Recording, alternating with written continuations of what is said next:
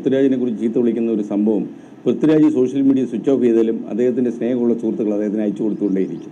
കാര്യം അദ്ദേഹത്തിൻ്റെ മൂടൊന്ന് നേരെയാക്കാമെന്ന് വിചാരിച്ച് അയച്ചു കൊടുത്തുകൊണ്ടിരിക്കും. ഈ ആക്ടേഴ്സ് ഇന്റർപ്രിട്ടേഷൻ എന്ന് പറയുന്ന ഒരു ഭാഗം ഉണ്ടാവുമല്ലോ. അപ്പോൾ ഞാൻ സംവിധാനം ചെയ്യുന്ന സിനിമകളിലും ആ ഫൈനൽ പ്രോസസ്സ് എൻ്റെ ആക്ടറിൻ്റെ ആണ്. ആ അഭിനയിക്കുന്ന നടനോ നടിയോ ആണ് ഈ കഥാപാത്രത്തിൻ്റെ ആ ഒരു ഫൈനൽ മാനിഫെസ്റ്റേഷൻ അവരുടെ കയ്യിലാണ്. ആസ് എ ഡയറക്ടർ നമ്മൾ ഇവിടെ ഇരുന്നിട്ട് ഇത് ഫുള്ളി എൻ്റെ കൺട്രോളിലാണ് എന്ന് വിചാരിച്ചാൽ നമ്മൾ മണ്ടനാവുകയാണ് ചെയ്യുക. അപ്പോൾ ഞാൻ പറഞ്ഞു ബ്ലസ് ചേട്ടാ, ഇയാളൊരു ഇനിഷ്യൽ ഇവിടെ വന്ന് പെട്ടതിൻ്റെ ഒരു ഫ്രസ്ട്രേഷൻ, ഇയാൾ ഈ ഇങ്ങനെ ദേഷ്യം പറഞ്ഞു തീർക്കുന്ന ആ ഒരു ഫേസ് കഴിഞ്ഞാൽ ഇയാൾ ഭാഷ ഉപയോഗിക്കുന്നുണ്ടാവില്ലല്ലോ. ഇയാൾ മലയാളം സംസാരിക്കാൻ ആരുമില്ല, ഇയാൾ പറഞ്ഞാൽ മനസ്സിലാകുന്ന ആരുമില്ല. ആടുകളോട് ഇയാൾക്കൊരു ബന്ധം, ആടുകളോടും ഒട്ടകങ്ങളോടും ഇയാളൊരു ബന്ധമുണ്ടെങ്കിലും ഇയാൾ ദിവസേന അവരോട് കാര്യങ്ങൾ വർത്തമാനം ഒന്നും ഉണ്ടാവില്ല. അപ്പം നമ്മുടെ ഒരു ബ്രെയിനിൻ്റെ ഒരു മസിൽ മെമ്മറി പതുക്കെ ഫെയ്ഡ് ആവുമല്ലോ. ഈ ഭാഷ ഉപയോഗിക്കുന്നതിൻ്റെ ഒരു ബ്രെയിനിൻ്റെ മസിൽ മെമ്മറി പതുക്കെ ഫെയ്ഡായി 3 വർഷങ്ങൾക്ക് ശേഷം ഇയാൾ വീണ്ടും ഹക്കീമിനെ കണ്ടുമുട്ടുമ്പോൾ ഇയാൾ പെട്ടെന്ന് സംസാരിക്കാൻ ശ്രമിക്കുമ്പോൾ ഇയാൾക്ക് ഭാഷ കിട്ടുന്നില്ല എന്നുള്ളൊരു സാധനം പെർഫോമൻസിൽ വരണം എന്ന് എനിക്ക് തോന്നിയിരുന്നു. അപ്പോൾ ബ്ലസ് ചേട്ടൻ അയ്യോ എടാ ഒന്ന് കേട്ട് ഭയങ്കര സന്തോഷം. നെക്സ്റ്റ് ഫ്യൂ ഡേയ്സിനുള്ളിൽ രജനീകാന്ത് സിനിമ കാണാനായിട്ട് ചോദിച്ചിട്ടുണ്ട്. അപ്പോൾ അങ്ങനെയുള്ള ആക്ച്വലി ഞാൻ ടേക്കിൽ ചെയ്ത ബ്ലസ് ചേട്ടൻ ഓർമ്മയാണ്. ആ സീനിന് ശേഷം ഈ ഹക്കീം ഒരു കത്ത് വെച്ചിട്ട് പോകും ഒരു കല്ലിൽ. അപ്പോൾ ഞാൻ ഓടിപ്പോയി ആ കത്ത് എടുക്കുന്നുണ്ട്. അപ്പോൾ ടേക്കിൽ ചെയ്തതാണ്. ഫസ്റ്റ് ഞാൻ ആ കത്ത് എടുത്തിട്ട് വായിക്കാൻ കുറച്ചധികം നേരം ശ്രമിക്കും. എനിക്ക് മനസ്സിലാകില്ല, ഈ വാക്കുകൾ പിടികിട്ടുന്നില്ല. അപ്പോൾ കുറച്ചധികം നേരം ഇതിങ്ങനെ പേപ്പറിൽ നോക്കിയിട്ടാണ് ഇത് പിടിച്ചിരിക്കുന്നതെന്ന് ഇയാൾക്ക് സ്പോട്ട് ചെയ്യാൻ പറ്റുന്നത്. അപ്പോൾ അത് ഞാൻ അതൊരു ഡീറ്റെയിലിംഗ്, അയാളുടെ ലാംഗ്വേജ് ഇയാൾക്ക് ആർട്ടിക്കുലേറ്റ് ചെയ്യാനുള്ള കേപ്പബിലിറ്റി ഇയാൾക്ക് നഷ്ടപ്പെട്ട് തുടങ്ങിയിട്ടുണ്ടായിരിക്കുമല്ലോ എന്നുള്ളൊരു ഡീറ്റെയിലിംഗ് ഞാൻ അത് പക്ഷെ കുറച്ച് ആൾക്കാർ സ്പോട്ട് ചെയ്ത് പറഞ്ഞു. പക്ഷെ അങ്ങനെ വലിയൊരു ചർച്ച വന്നില്ല. ഈ സിനിമ തിയേറ്ററിൽ കണ്ടുകൊണ്ടിരുന്ന അത് പൂർത്തീകരിക്കുന്ന വേളയിൽ എനിക്ക് ഫീൽ ചെയ്തത് ഒരു തൊണ്ട വരളുന്നത് പോലത്തെ ഒരു അനുഭവമാണ്. വെള്ളം കുടിക്കണം എന്നൊക്കെ ഒരു തോന്നുന്ന വിധത്തിലുള്ള ഒരു അനുഭവം ലോകത്ത് ആർക്കും തോന്നും. പൃഥ്വിരാജ് എന്നൊരു നടനോ ബ്ലസ്സി എന്നൊരു സംവിധായകനോ ഹക്കീം, ഞാൻ അവനെ എന്നും ഹക്കീം എന്ന് വിളിക്കത്തുള്ളൂ, ഗോകുൽ എന്ന ഒരു നടനോ ആരുമില്ല. ആടുജീവിതം എന്ന നോവൽ ഇറങ്ങിയ സമയത്ത് ഞാൻ ഓർക്കുന്നത് പെട്ടെന്ന് അത് ആളുകൾക്കിടയിൽ കൈമാറ്റം ചെയ്യപ്പെട്ട് വായിച്ചുകൊണ്ടിരിക്കുകയായിരുന്നു. അപ്പോൾ ഒരു ഘട്ടം എത്തിയ സന്ദർഭത്തിൽ ആടുജീവിതം വായിച്ചവരും വായിക്കാത്തവരുമായി കേരളം മാറി എന്ന് വേണമെങ്കിൽ പറയാം. ഞാൻ എൻ്റെ ഭാര്യയും ഞാനോടാണ് ഈ സിനിമ കാണാൻ പോയത്. ഞാൻ എൻ്റെ ഭാര്യയോടൊരു ചോദ്യം ചോദിച്ചു. ഈ സിനിമയിൽ ഒരു സ്ഥലത്ത് ഒരു വസ്ത്രവും ഇല്ലാതെ പൃഥ്വിരാജ് പ്രത്യക്ഷപ്പെടുന്നുണ്ട്, നിനക്ക് അവിടെ എന്തെങ്കിലും തോന്നിയോ എന്ന് ചോദിച്ചു. എനിക്കൊന്നും തോന്നിയില്ല എന്ന് പറഞ്ഞു. അങ്ങനെ തോന്നിയില്ല എന്ന് പറഞ്ഞാൽ തന്നെ അത് ആ സിനിമയുടെ ഏറ്റവും വലിയ വിജയമാണെന്നാണ് ഞാൻ മനസ്സിലാക്കുന്നത്.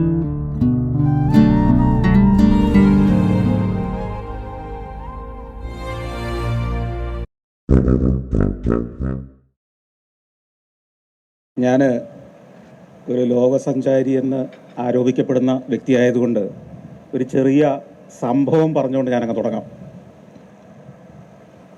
2009 ഞാൻ അർജൻറ്റീനയിലൂടെ ചിത്രീകരണത്തിന് വേണ്ടിയുള്ള യാത്രകളിലായിരുന്നു. അപ്പോൾ ബ്യൂണസ് അയേഴ്സിൽ നിന്ന് കുറച്ച് ഉൾനാടുകളിലേക്ക് ഒരു യാത്ര പോയി. ആ നാടുകളിലേക്ക് നമുക്ക് തനിച്ച് ക്യാമറയുമായിട്ട് നമ്മുടെ മറ്റ് പല രാജ്യങ്ങളും സഞ്ചരിക്കുന്ന പോലെ അത്ര എളുപ്പമല്ലായിരുന്നതുകൊണ്ട് ഒരു ഗ്രൂപ്പ് ടൂറിൻ്റെ ഭാഗമായിട്ടാണ് പോയത്, ഒരു ബസ്സിൽ. അപ്പോൾ ബ്യൂണസ് അയേഴ്സിൽ നിന്ന് യാത്ര പുറപ്പെട്ടു. ഒരു 35 ആളുകൾ ആ ബസ്സിലുണ്ട്, ഞാനുമുണ്ട്. യാത്ര തുടങ്ങി അധികം താമസിയാതെ തന്നെ ടൂർ ഗൈഡ് എല്ലാവരെയും പരിചയപ്പെടുത്തും. ഏതൊക്കെ നാട്ടിൽ നിന്ന് വരുന്നു, പേരെന്താണ്, അത് ബ്രീഫായിട്ട് മാത്രം. അപ്പോൾ ഞാൻ മുൻപിലിരിക്കാനാണ് സാധാരണ ഇഷ്ടപ്പെടുന്നതെങ്കിലും അന്ന് സീറ്റ് കിട്ടിയത് കുറച്ച് പുറകിലായിട്ടാണ്. അപ്പോൾ ഞാൻ കയറിയപ്പോൾ മുതൽ ചിത്രീകരണം ഇതൊന്ന് ഷൂട്ട് ചെയ്തെടുക്കുക എന്നുള്ള വ്യഗ്രതയിലാണ്. ഇങ്ങനെ ഓരോരുത്തരെ ഇൻട്രൊഡ്യൂസ് ചെയ്ത് എന്ന് വന്നു. അവസാനം എൻ്റെ അടുത്തെത്തി. ഞാൻ സന്തോഷ് ജോർജ്, ഇന്ത്യയിൽ നിന്നാണ് എന്ന് പറഞ്ഞു. ഉടനെ ഗൈഡ് എൻ്റെ കയ്യിൽ നിന്ന് മൈക്ക് പിടിച്ച് വാങ്ങിയിട്ട് അവർ പറഞ്ഞു, എല്ലാവരും ഒന്ന് കൈയടിക്കൂ, ഒരു കാരണമുണ്ട്. അപ്പോൾ എനിക്ക് മനസ്സിലായില്ല, അതുവരെ നിരവധി ലോകരാജ്യങ്ങളിലൂടെ പോയിട്ടും ഇന്ത്യക്കാരനാണെന്ന് പറഞ്ഞിട്ട് ആരും കൈയടിച്ചിട്ടില്ല. അപ്പോൾ എനിക്കും ആകാംക്ഷയായി.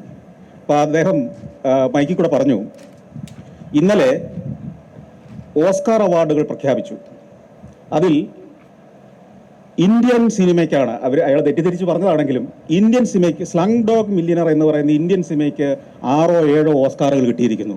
ഇന്ത്യക്കാരെ നമുക്കൊന്ന് അഭിനന്ദിക്കാം.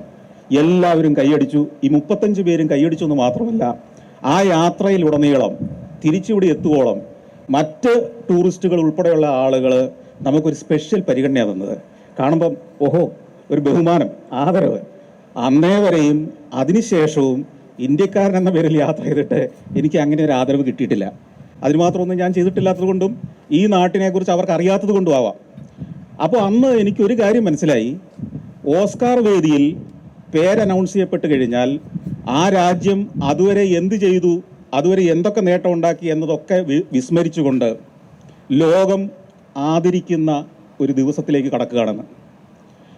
ഈ സംഭവം ഞാൻ പറയാൻ കാര്യം, നമുക്കറിയാം നമ്മൾ ഇന്ന് ആഘോഷിക്കുന്നത്, അല്ലെങ്കിൽ ഇന്നിവിടെ ഒത്തുചേർന്നിരിക്കുന്നത് ഒരു സിനിമയുടെ 25ാമത്തെ ദിവസം നമ്മളൊന്ന് ആഘോഷിക്കാൻ വേണ്ടിയിട്ടാണ്.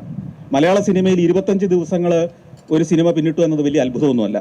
100, 120, 200, 250, 365 ദിവസം വരെ പിന്നിട്ട സിനിമകളുണ്ട്. പക്ഷേ ഈ സിനിമ എന്താണ് വ്യത്യസ്തമാക്കുന്നതെന്ന് വെച്ചാൽ, നമുക്ക് ലോകത്തിന് മുന്നിൽ മലയാളത്തിന്, കേരളത്തിന് മുന്നോട്ട് വയ്ക്കാൻ കഴിയുന്ന ഒരു ഉൽപ്പന്നം കിട്ടിയിരിക്കുന്നു, ഒരു സൃഷ്ടി കിട്ടിയിരിക്കുന്നു എന്നുള്ളതാണ്.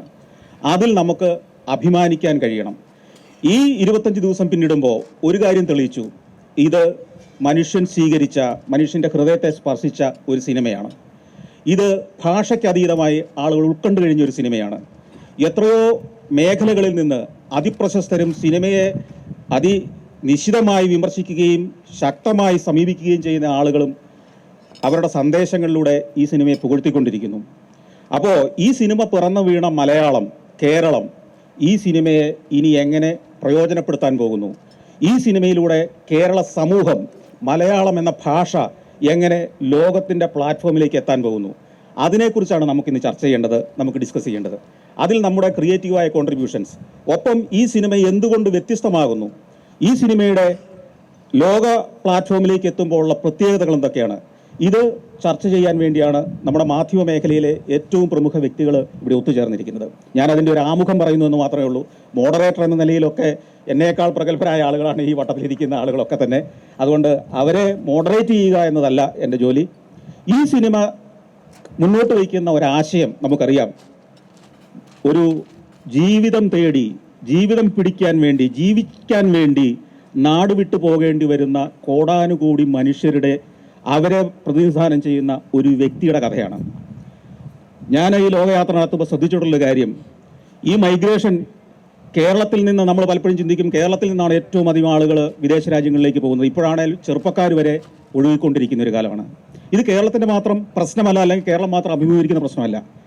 നമ്മൾ യൂറോപ്പിലേക്ക് ചെല്ലുമ്പോൾ, മെഡിറ്ററേനിയൻ സമുദ്രത്തിലൂടെ കപ്പലിൽ യാത്ര ചെയ്താൽ, അല്ലെങ്കിൽ മാൾട്ട പോലുള്ള രാജ്യങ്ങളിൽ ചെല്ലുമ്പോൾ നമ്മൾ ഓരോ ദിവസവും കാണുന്നത് നോർത്ത് ആഫ്രിക്കയിൽ നിന്ന് മീൻ പിടിക്കാൻ പോകുന്ന ബോട്ടുകളിൽ പോലും യൂറോപ്പ് എന്നൊരു സ്വപ്ന ലോകം മുന്നിൽ കണ്ടുകൊണ്ട് ജീവൻ പണയം വെച്ച് കുടിയേറാൻ വേണ്ടി വ്യഗ്രതയോടെ കടന്നു പോകുന്ന ആളുകൾ.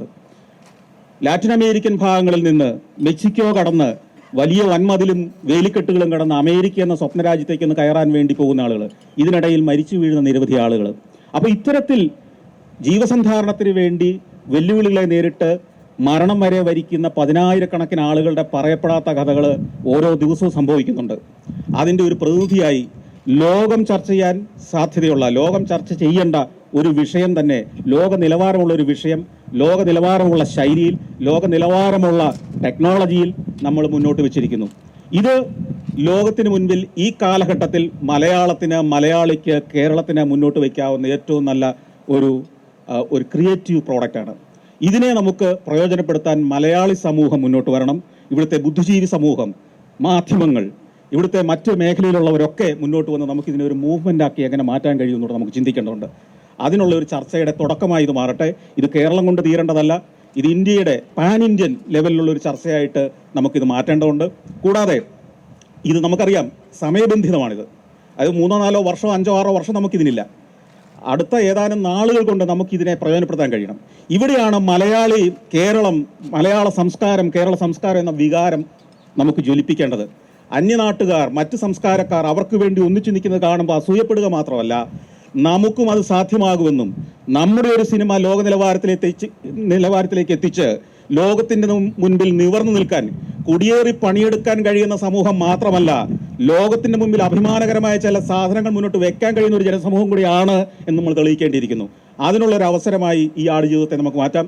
അതിന് മുന്നിട്ടിറങ്ങിയ അതിന് ചുക്കാൻ പിടിച്ച ബ്ലസ്സി സാറിനെയും പൃഥ്വിരാജിനെയും അദ്ദേഹത്തിൻ്റെ അവരുടെ ആ ടീമിനെയും എല്ലാം നമുക്ക് അപ്രീഷിയേറ്റ് ചെയ്യാം. ഞാൻ അവർക്കെല്ലാം അഭിനന്ദനം അർപ്പിക്കുകയും കൂടെ ചെയ്യുന്നു.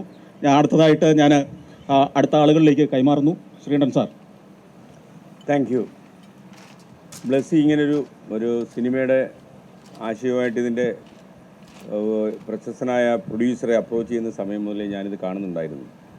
അപ്പം ഈ ആടുജീവിതമൊക്കെ നമ്മുടെ ജീവിതത്തിൽ വളരെ ഒറ്റ ഇരിപ്പിന് നമ്മൾ വായിച്ചു തീർത്ത ഒരു നോവലാണ്. അതുകൊണ്ട് ഈ നോവൽ സിനിമയാക്കുന്നു ബ്ലസ്സി എന്ന് പറഞ്ഞപ്പോൾ എനിക്കത് എങ്ങനെയായിരിക്കും അത് സിനിമയാവുക എന്നൊക്കെ ഒരു അമ്പരപ്പൊക്കെ ഉണ്ടായിരുന്നു. എന്ന് മാത്രമല്ല, ഞാൻ ഈ ഇദ്ദേഹത്തിൻ്റെ നിർമ്മാതാവിൻ്റെ വീട്ടിലിങ്ങനെ ഇരിക്കുമ്പോൾ ഞാൻ ആഗ്രഹിച്ച ഒരു കാര്യം ഉണ്ടായിരുന്നു. ഈ നിർമ്മാതാവ് എന്നോട് ഒരിക്കലും ചോദിക്കരുത് ഈ സിനിമ വേറെ എന്തെങ്കിലും പ്രശ്നം ഉണ്ടാക്കുമോ. കാര്യം ഈ പുസ്തകം അങ്ങനെയൊക്കെ ആൾക്കാർ വിചാരിക്കുന്നുണ്ട്.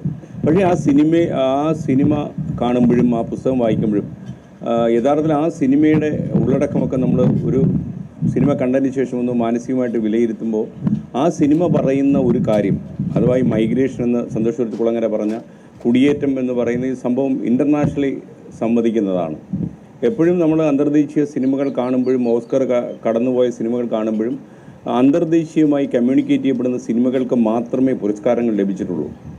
ഒരിക്കലൊരു അമേരിക്കക്കാരൻ എന്നോട് പറയുമായിരുന്നു, ന്യൂയോർക്കിൽ വെച്ചാണ് എന്നോട് അയാൾ പറഞ്ഞത്. എന്നോട് പറഞ്ഞു, ഞാൻ മലയാള സിനിമ ഇഷ്ടപ്പെടുന്ന ഒരാളാണ്. പ്രത്യേകിച്ച് കോവിഡ് കാലം കഴിഞ്ഞപ്പം ഒരുപാട് മലയാള സിനിമകൾ കംബോഡിയ പോലെ വളരെ പിന്നോക്കം നിൽക്കുന്നുവെന്ന് നമ്മൾ വിശ്വസിക്കുന്ന സ്ഥലത്ത് പോലും അവരവിടുത്തെ ടെലിവിഷനിലും അല്ലാതെ ഒക്കെ തന്നെ സംപ്രേഷണം ചെയ്യുന്നുണ്ട്. അവിടുത്തെ ആളുകളും കാണുന്നുണ്ട്. ഒരുപക്ഷെ കോവിഡ് നമുക്ക് നൽകിയ ഏറ്റവും വലിയ സംഭാവന നമ്മുടെ സിനിമകൾ, നമ്മുടെ പ്രത്യേകിച്ച് മലയാളത്തിൽ ഉണ്ടാക്കുന്ന സിനിമകൾ പരിമിതമായ ഒരു ലോകത്ത് പരിമിതപ്പെടുത്തിയിരുന്നെങ്കിൽ അത് അതിൻ്റെ അതിരുകളൊക്കെ മായിച്ച് വിദേശ നാടുകളിലൊക്കെ ആളുകൾ കണ്ടു തുടങ്ങി.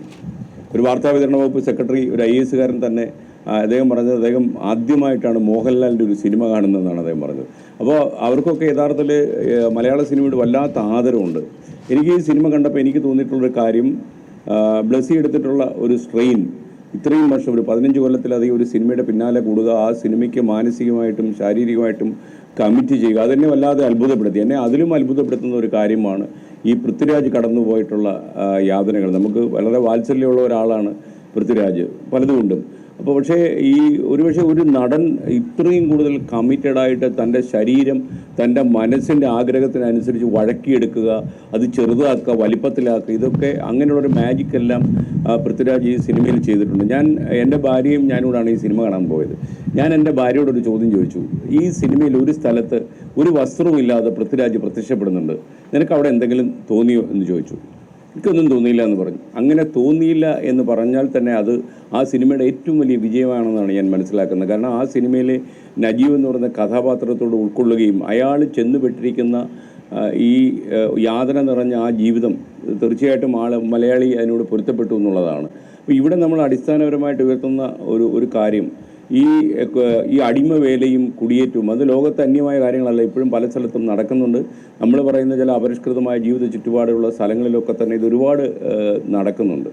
അത് എനിക്ക് തോന്നുന്നത് ഒരുപക്ഷെ ഒരു മലയാള സിനിമ ബോക്സ് ഓഫീസിൽ വിജയിപ്പിക്കാൻ വേണ്ടിയാണെങ്കിൽ ഇത്ര കൂടുതലൊന്നും ടെൻഷൻ എടുക്കേണ്ട കാര്യമില്ല. സിനിമകൾക്ക് പറ്റുന്ന പ്രമേയം, നമ്മുടെ തിയേറ്ററിലെ പ്രേക്ഷകരെ ആകർഷിക്കാൻ കിട്ടുന്ന പ്രമേയങ്ങൾ, അതൊക്കെ നമ്മുടെ നാട്ടിൽ ഒരു രീതിയിലും മറ്റൊരു രീതിയിൽ ഇഷ്ടം പോലെ ലഭ്യമാണ്. അപ്പോൾ അതൊന്നും അലയിരുന്നില്ല ബ്ലസ്സിയുടെ വീക്ഷണമെന്ന് എനിക്ക് സിനിമ കണ്ടപ്പോൾ മനസ്സിലായി. ഇത് മാത്രമല്ല, ഈ സിനിമയുടെ ഏറ്റവും വലിയ ഒരു അഡ്വാൻറ്റേജ് എന്ന് പറയുന്നത് സന്തോഷ് ജോർജൊക്കെ പറഞ്ഞതുപോലെ നമ്മുടെ അതിരുകൾ മായിച്ച് ഈ സിനിമയ്ക്ക് ഒരുപാട് പുരസ്കാരങ്ങൾ സ്വന്തമാക്കാൻ കഴിയും. ഒരുപക്ഷെ നമുക്ക് പിൽക്കാലത്ത് നമ്മുടെ സിനിമയുടെ ചരിത്രം രേഖപ്പെടുത്തുമ്പോൾ ഈ സിനിമ കൊണ്ടുവരാൻ സാധ്യതയുള്ള പുരസ്കാരങ്ങളൊക്കെ വളരെ കൂടുതലാണ്. എനിക്ക് തോന്നിയിട്ടുള്ളത്, ഇപ്പോൾ ഈ സിനിമ ഒരു ഇംഗ്ലീഷോ അല്ലെങ്കിൽ മറ്റുള്ള ഭാഷക്കാർക്ക് മനസ്സിലാകുന്ന ഭാഷയിലേക്ക് പരിവർത്തനം ചെയ്യപ്പെട്ട് വിദേശ നാടുകളിലേക്ക് നെറ്റ് വഴി സഞ്ചരിക്കുമ്പോൾ തീർച്ചയായിട്ടും ഈ സിനിമയ്ക്ക് ഒരുപാട് ആരാധകരുണ്ടാവും എന്ന കാര്യത്തിൽ ഒരു സംശയവുമില്ല. കാരണം ഇതിൽ മനസ്സിലാവായിക ഒന്നും ഈ സിനിമയിലുണ്ടെന്ന് ഞാൻ കരുതുന്നില്ല. ഈ സിനിമ ഒരു മനുഷ്യൻ അവൻ്റെ പ്രവാസ കാലത്ത് അവൻ അനുഭവിക്കേണ്ടി വന്ന ഒരുപാട് ഒരുപക്ഷെ ഒരു മനുഷ്യനും ഒരു ജീവിതത്തിൽ സംഭവിച്ചുകൂടാത്ത തിന്മകളിലൂടെയും പ്രയാസങ്ങളിലൂടെയും കടന്നു പോകുന്നതിൻ്റെ കാഴ്ചപ്പാടും കഥയും തന്നെയാണ് ഈ സിനിമ നമ്മോട് പറയുന്നത്. അപ്പോൾ ഈ സിനിമയുടെ ഒരു ദൃശ്യത്തിൽ പോലും നമുക്കൊരു മനസ്സിലാവായിക എന്ന് പറയുന്ന സാധനം അനുഭവപ്പെടുന്നില്ല. ഈ സിനിമ വളരെ സങ്കീർണമായ ഒരു ജീവിതത്തെക്കുറിച്ചാണ് പറയുന്നതെങ്കിൽ പോലും ഈ സിനിമ ആദ്യന്തം ഒരു ലളിതമാണ് എന്ന് കൂടി നമുക്ക് പറയേണ്ടി വരും. അപ്പോൾ എനിക്ക് തോന്നുന്നത് ഈ നജീബ് എന്ന് പറയുന്ന കഥാപാത്രം കടന്നുപോയ ആദ്യന്തമുള്ള ടെൻഷൻ. അപ്പോൾ എന്നോട് ഈ അടുത്തിടെ ഒരു സുഹൃത്ത്, എൻ്റെ മാധ്യമത്തിൽ ജോലി ചെയ്യുന്നൊരു സുഹൃത്ത് ചോദിച്ചു, ഈ നജീബ് കള്ളത്തരം പറയുമായിരിക്കുമോ, ഇനി ഇത്രയൊക്കെ ഇയാൾ അനുഭവിച്ച് കാണുമോ എന്ന് ഒരു സംശയം അദ്ദേഹത്തിന് ഈ സിനിമ കണ്ടു കഴിഞ്ഞപ്പം തോന്നുന്നു. എനിക്കൊന്ന് അദ്ദേഹം ആ പുസ്തകം വായിച്ചിട്ടതാണ് എനിക്ക് തോന്നില്ല. ഞാൻ നിങ്ങൾക്കറിയുന്ന പോലെ ഈ ഫ്ലവേഴ്സ് ഒരു കൂടി എന്നുള്ള ഞാൻ ഫ്ലവേഴ്സിൽ ചെയ്യുന്ന പ്രോഗ്രാമിൽ ഈ നജീബ് വന്നിരുന്നു. അപ്പോൾ ഈ നജീബിനോട് ഞാൻ ക്യാമറയ്ക്ക് മുന്നിലും ചോദിച്ചു, ക്യാമറയ്ക്ക് പിന്നിലും കുറേ കാര്യങ്ങൾ ചോദിച്ചു. ആ മനുഷ്യൻ്റെ ജീവിതം എങ്ങനെയായിരുന്നു ആ കാലത്ത് എന്നുള്ളത്. അത് എന്നെ വിസ്മയിപ്പിച്ചൊരു കാര്യം, പൃഥ്വിരാജ് ഈ ക്യാരക്ടറിലേക്ക് കയറുന്നതിന് മുമ്പ് ഇദ്ദേഹത്തെ കണ്ടിട്ടില്ല, അല്ലേ, അദ്ദേഹത്തിന് കണ്ടിരുന്നില്ല എന്നുള്ളതാണ് അദ്ദേഹം അത് പറയുണ്ടായി. അപ്പം ഇപ്പോൾ എന്നോട് എന്തെങ്കിലും ഒരാൾ ഒരു കാര്യം ചെയ്യാൻ പറഞ്ഞാൽ അത് ആദ്യം സന്തോഷം ചോദിച്ചപ്പോൾ അങ്ങനെ ചെയ്തെങ്കിൽ ഞാൻ വണ്ടി പിടിച്ച് അങ്ങനെ വീട്ടിൽ പോയി ആദ്യം എന്തെങ്കിലും ചോദിച്ചറിഞ്ഞ് അങ്ങനെ മനസ്സിൽ പോലും കാണാത്ത കാര്യങ്ങൾ ഉൾക്കൊണ്ട് മടങ്ങി വരും. ഇതൊന്നും ഒരുപക്ഷെ അത് ആ സിനിമയ്ക്ക് ചിലപ്പോൾ നല്ലതായി ഭവിച്ചു എന്നല്ലേ പൃഥ്വിരാജിൻ്റെ അഭിപ്രായം എന്തോ നന്നായി എന്നാണോ തോന്നുന്നത്? ഹലോ സാറ് പറഞ്ഞ ശരിയാണ്. ഞാൻ നജീബ് കെ സിനിമയുടെ അവസാന ദിവസത്തെ ഷൂട്ടിങ്ങിൽ അവസാനത്തെ ഷോട്ട് എടുത്തതിന് ശേഷമാണ് ആദ്യമായി അദ്ദേഹവുമായിട്ട് സംസാരിക്കുന്നത്. അങ്ങനെ തീരുമാനം എടുത്ത് എന്തിനായിരുന്നു? അതെ, അതിന്റെ നജീബിക്ക് എല്ലാ തരത്തിലുള്ള ആക്സസും എപ്പോഴും ഉണ്ടായിരുന്ന വ്യക്തിയാണ്. കാരണം ബ്ലസ് ചേട്ടൻ്റെ സുഹൃത്താണ്, ബെന്നി ചേട്ടൻ്റെ സുഹൃത്താണ്, എല്ലാവർക്കും അറിയാം, എപ്പോൾ വേണമെങ്കിലും കാണാം. ഈ റിയൽ ലൈഫ് കഥാപാത്രങ്ങൾ നമ്മൾ തിരശ്ശീലയിലേക്ക് നമ്മൾ പകർത്തെടുക്കുമ്പോൾ രണ്ട് തരം പ്രോസസ്സുകളാണ് അതിന്. ഫോർ എക്സാമ്പിൾ, സോറി,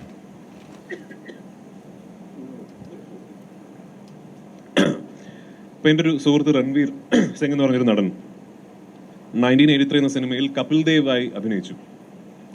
അപ്പൊ അതിലൊരു ഇമിറ്റേഷൻ വളരെ ആവശ്യമാണ്. കാരണം ഇപ്പോൾ കപിൽ ദേവ് എന്ന് പറയുന്ന ലെജൻഡറി ക്രിക്കറ്ററിനെ നമുക്ക് എല്ലാവർക്കും അറിയാം.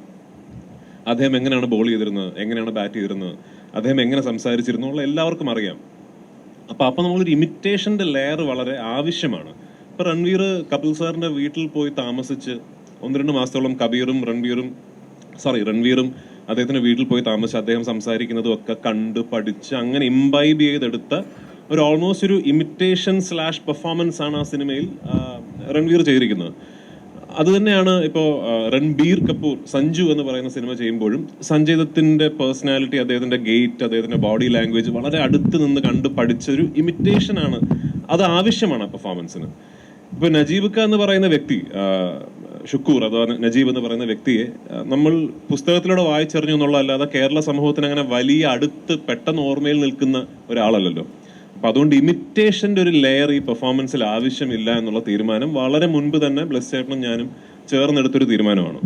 അപ്പോൾ ആ ക്ലാരിറ്റി ഉണ്ടായതിൽ പിന്നെ ആസ് എൻ ആക്ടർ എൻ്റെ കർത്തവ്യം എന്താണ് എന്ന് ചോദിച്ചാൽ, ബ്ലസ്സി ചേട്ടൻ തിരക്കഥയിൽ സൃഷ്ടിച്ചിരിക്കുന്ന നജീബിനെ സ്ക്രീനിൽ എത്തിക്കുക എന്നുള്ളതാണ്. ബ്ലസ് ചേട്ടനും നജീബും യഥാർത്ഥ നജീബും ഒരുപാട് വ്യത്യാസങ്ങളുണ്ട്, ഒരുപാട് സമാനതകളും ഉണ്ട്, പക്ഷെ എന്നാൽ ഒരുപാട് വ്യത്യാസങ്ങളും ഉണ്ട്. ബ്ലസ് ചേട്ടൻ്റെ നജീബും ബെന്നി ചേട്ടൻ്റെ നജീബും തമ്മിൽ വ്യത്യാസങ്ങളുണ്ട്. ബെന്നി ചേട്ടൻ ആടുജീവിതം എന്ന് പറഞ്ഞ പുസ്തകത്തിൽ എഴുതിയിരിക്കുന്ന നജീബും ബ്ലസ് ചേട്ടൻ നജീബും തമ്മിൽ വലിയ വ്യത്യാസങ്ങളുണ്ട്.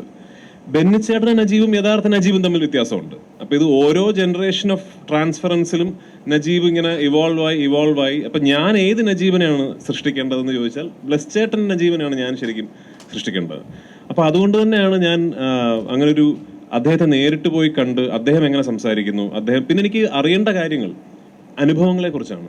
അദ്ദേഹം ഇങ്ങനെ ഒരു അനുഭവത്തിൽ കൂടെ കടന്നു പോയപ്പോൾ എന്തായിരുന്നു അദ്ദേഹത്തിന്റെ മാനസികാവസ്ഥ, അതെല്ലാം എക്സ്ട്രീംലി വെൽ ഡോക്യുമെന്റഡ് ആണ് ബെന്നി ചേട്ടൻ്റെ കയ്യിലും ബ്ലസ് ചേട്ടൻ്റെ കയ്യിലും. ഇപ്പൊ ബെന്നി ചേട്ടൻ ആടുജീവിതം എന്ന് പറഞ്ഞ പുസ്തകത്തിൽ എഴുതിയിരിക്കുന്നതിനേക്കാൾ കൂടുതൽ ഇൻഫർമേഷൻ അദ്ദേഹത്തിന്റെ കയ്യിലുണ്ട്. ഇപ്പൊ ബ്ലസ് ചേട്ടൻ ഈ സ്ക്രിപ്റ്റിൽ എഴുതിയിരിക്കുന്നതിനേക്കാൾ കൂടുതൽ ഇൻഫർമേഷൻ നജീബിനെ കുറിച്ച് ബ്ലസ് ചേട്ടൻ ഇമാജിനേഷനിലും ഉണ്ട്. അതെല്ലാം എനിക്കും പകർന്നു തന്നാണ്. അപ്പൊ അതുകൊണ്ട് തന്നെയാണ് അത്തരം ഒരു തീരുമാനം എടുത്തത്. ഞാൻ ഇപ്പോൾ JC ഡാനിലായിട്ട് അഭിനയിക്കുമ്പോഴും അല്ലെങ്കിൽ നക്സൽ ജോസഫായിട്ട് അഭിനയിക്കുമ്പോഴും ഞാൻ ഈ റിയൽ ലൈഫ് ക്യാരക്ടേഴ്സ് ഒട്ടനവധി ചെയ്യാൻ ഭാഗ്യം ലഭിച്ചുള്ള ഒരു നടനാണ്. ഇവരാരും ജീവിച്ചിരിപ്പില്ല എന്നുള്ളത് കൊണ്ടും ഇവരെ കുറിച്ചൊന്നും നമ്മുടെ ഒരു ഇമ്മീഡിയറ്റ് മെമ്മറിയിൽ അങ്ങനെ കൃത്യമായ ഒരു പിക്ചർ ആർക്കും തന്നെ ഇല്ല എന്നുള്ളത് കൊണ്ടും ഒരു പെർട്ടിക്കുലർ അയാളെ തന്നെ റീക്രിയേറ്റ് ചെയ്യേണ്ട ഒരു ദൗത്യമായിരുന്നില്ല എൻ്റേത്. അത് തന്നെയായിരുന്നു ഈ സിനിമയിലും അങ്ങനെ ഇദ്ദേഹത്തെ കണ്ടു പഠിച്ച് റീക്രിയേറ്റ് ചെയ്യുക എന്നുള്ളതായിരുന്നില്ല. പക്ഷെ അന്ന് ഇപ്പൊ യൂട്യൂബിൽ ഒരു ഇന്റർവ്യൂ ഉണ്ട്, ഞാൻ അദ്ദേഹത്തെ ഇന്റർവ്യൂ ചെയ്യുന്ന പോലെ ഒരു കോൺവെർസേഷൻ ഇപ്പൊ യൂട്യൂബിലുണ്ട്. അപ്പൊ അത് ആ കോൺവെർസേഷന് മുൻപും അത് ഒരുപാട് അന്നത്തെ ദിവസം എനിക്ക് സംസാരിക്കാൻ അവസരം ലഭിച്ചു. അപ്പൊ ഏറ്റവും ഒരു പ്രൊഫൗണ്ട് ഒരു ആർട്ടിസ്റ്റ് റിയൽ ലൈഫ് വ്യക്തി തമ്മിലുള്ള ഒരു സ്പിരിച്വൽ കണക്ഷൻ എനിക്ക് ഫീൽ ചെയ്തത് അന്ന് ഞാൻ കുറെ അദ്ദേഹത്തോട് ചോദിച്ചിരുന്നു, ചേട്ടാ ഈ ഇങ്ങനെ അവിടെ എത്തിയിട്ട് ഇങ്ങനെ ഒരു സംഭവം ഉണ്ടായി എന്ന് എനിക്കറിയാം, അപ്പൊ അന്ന് എന്താണ് ശരിക്കും ചേട്ടൻ്റെ മനസ്സിൽ ഉണ്ടായിരുന്നത്? അപ്പൊ അദ്ദേഹം പറഞ്ഞ കാര്യങ്ങളൊക്കെ തന്നെയാണ് അഭിനയിക്കുന്ന സമയത്ത് ഞാൻ അസോസിയേറ്റ് ചെയ്യാൻ ശ്രമിച്ച കാര്യങ്ങൾ. ഈ എല്ലാ ആക്ടേഴ്സിനും ഒരു മൊമെന്റ് ഓഫ് സോളിറ്റ്യൂഡ് ഉണ്ടാകും. ഇപ്പോൾ നമ്മളൊരു 100-300 ആൾക്കാരുടെ ക്രൂ നിൽക്കുമ്പോഴും 10-20 ലൈറ്റുകൾ നമുക്കും നമ്മുടെ മുകളിലേക്ക് അടിക്കുമ്പോഴും ഒരു ക്യാമറാമാൻ ഡയറക്ടറൊക്കെ ഉണ്ടെങ്കിലും റോൾ ക്യാമറ ആക്ഷൻ എന്ന് പറഞ്ഞാൽ ഒരു ആക്ടറിന് ഒരു മൊമെന്റ് ഓഫ് സോളിറ്റ്യൂഡ് ഉണ്ടാകും. നമ്മൾ ആ ഏകാന്തതയിലാണ് നമ്മൾ ഒരു പെർഫോമൻസ് വരുന്നത്. ആ സോളിറ്റ്യൂഡിൽ ഞാൻ അസോസിയേറ്റ് ചെയ്യാൻ ശ്രമിച്ച ഇമോഷൻസ്, മെമ്മറീസ്, ലൈഫ് എക്സ്പീരിയൻസസ് എല്ലാം വളരെ എനിക്ക് അദ്ദേഹം എന്നോട് സംസാരിച്ചപ്പോൾ അപ്പോൾ എൻ്റെ പെർഫോമൻസ് കറക്റ്റ് താളത്തിലായിരുന്നു, അല്ലെങ്കിൽ എന്നെ ഏതോ ഒരു അദൃശ്യ ശക്തി എന്നെ അങ്ങനെ ഗൈഡ് ചെയ്തു എന്ന് പറയുന്നത് ഒരു ഭയങ്കര പ്രൊഫൗണ്ട് എക്സ്പീരിയൻസ് ആയിരുന്നു എനിക്ക്. അല്ലാതെ അദ്ദേഹത്തെ കാണണ്ടാന്ന് തീരുമാനിച്ചത് ഈ ഒരു പ്രോസസ്സിന്റെ ഭാഗമായിട്ടാണ്. Okay, thank you. എന്തായാലും ഈ സിനിമ എനിക്കൊന്ന് വന്നു കഴിഞ്ഞിട്ടും എനിക്കൊന്ന് പൃഥ്വിരാജ് സംസാരിച്ച ആ ഇൻ്റർവ്യൂ യൂട്യൂബിൽ ഇപ്പോഴും അവൈലബിൾ ആണ്.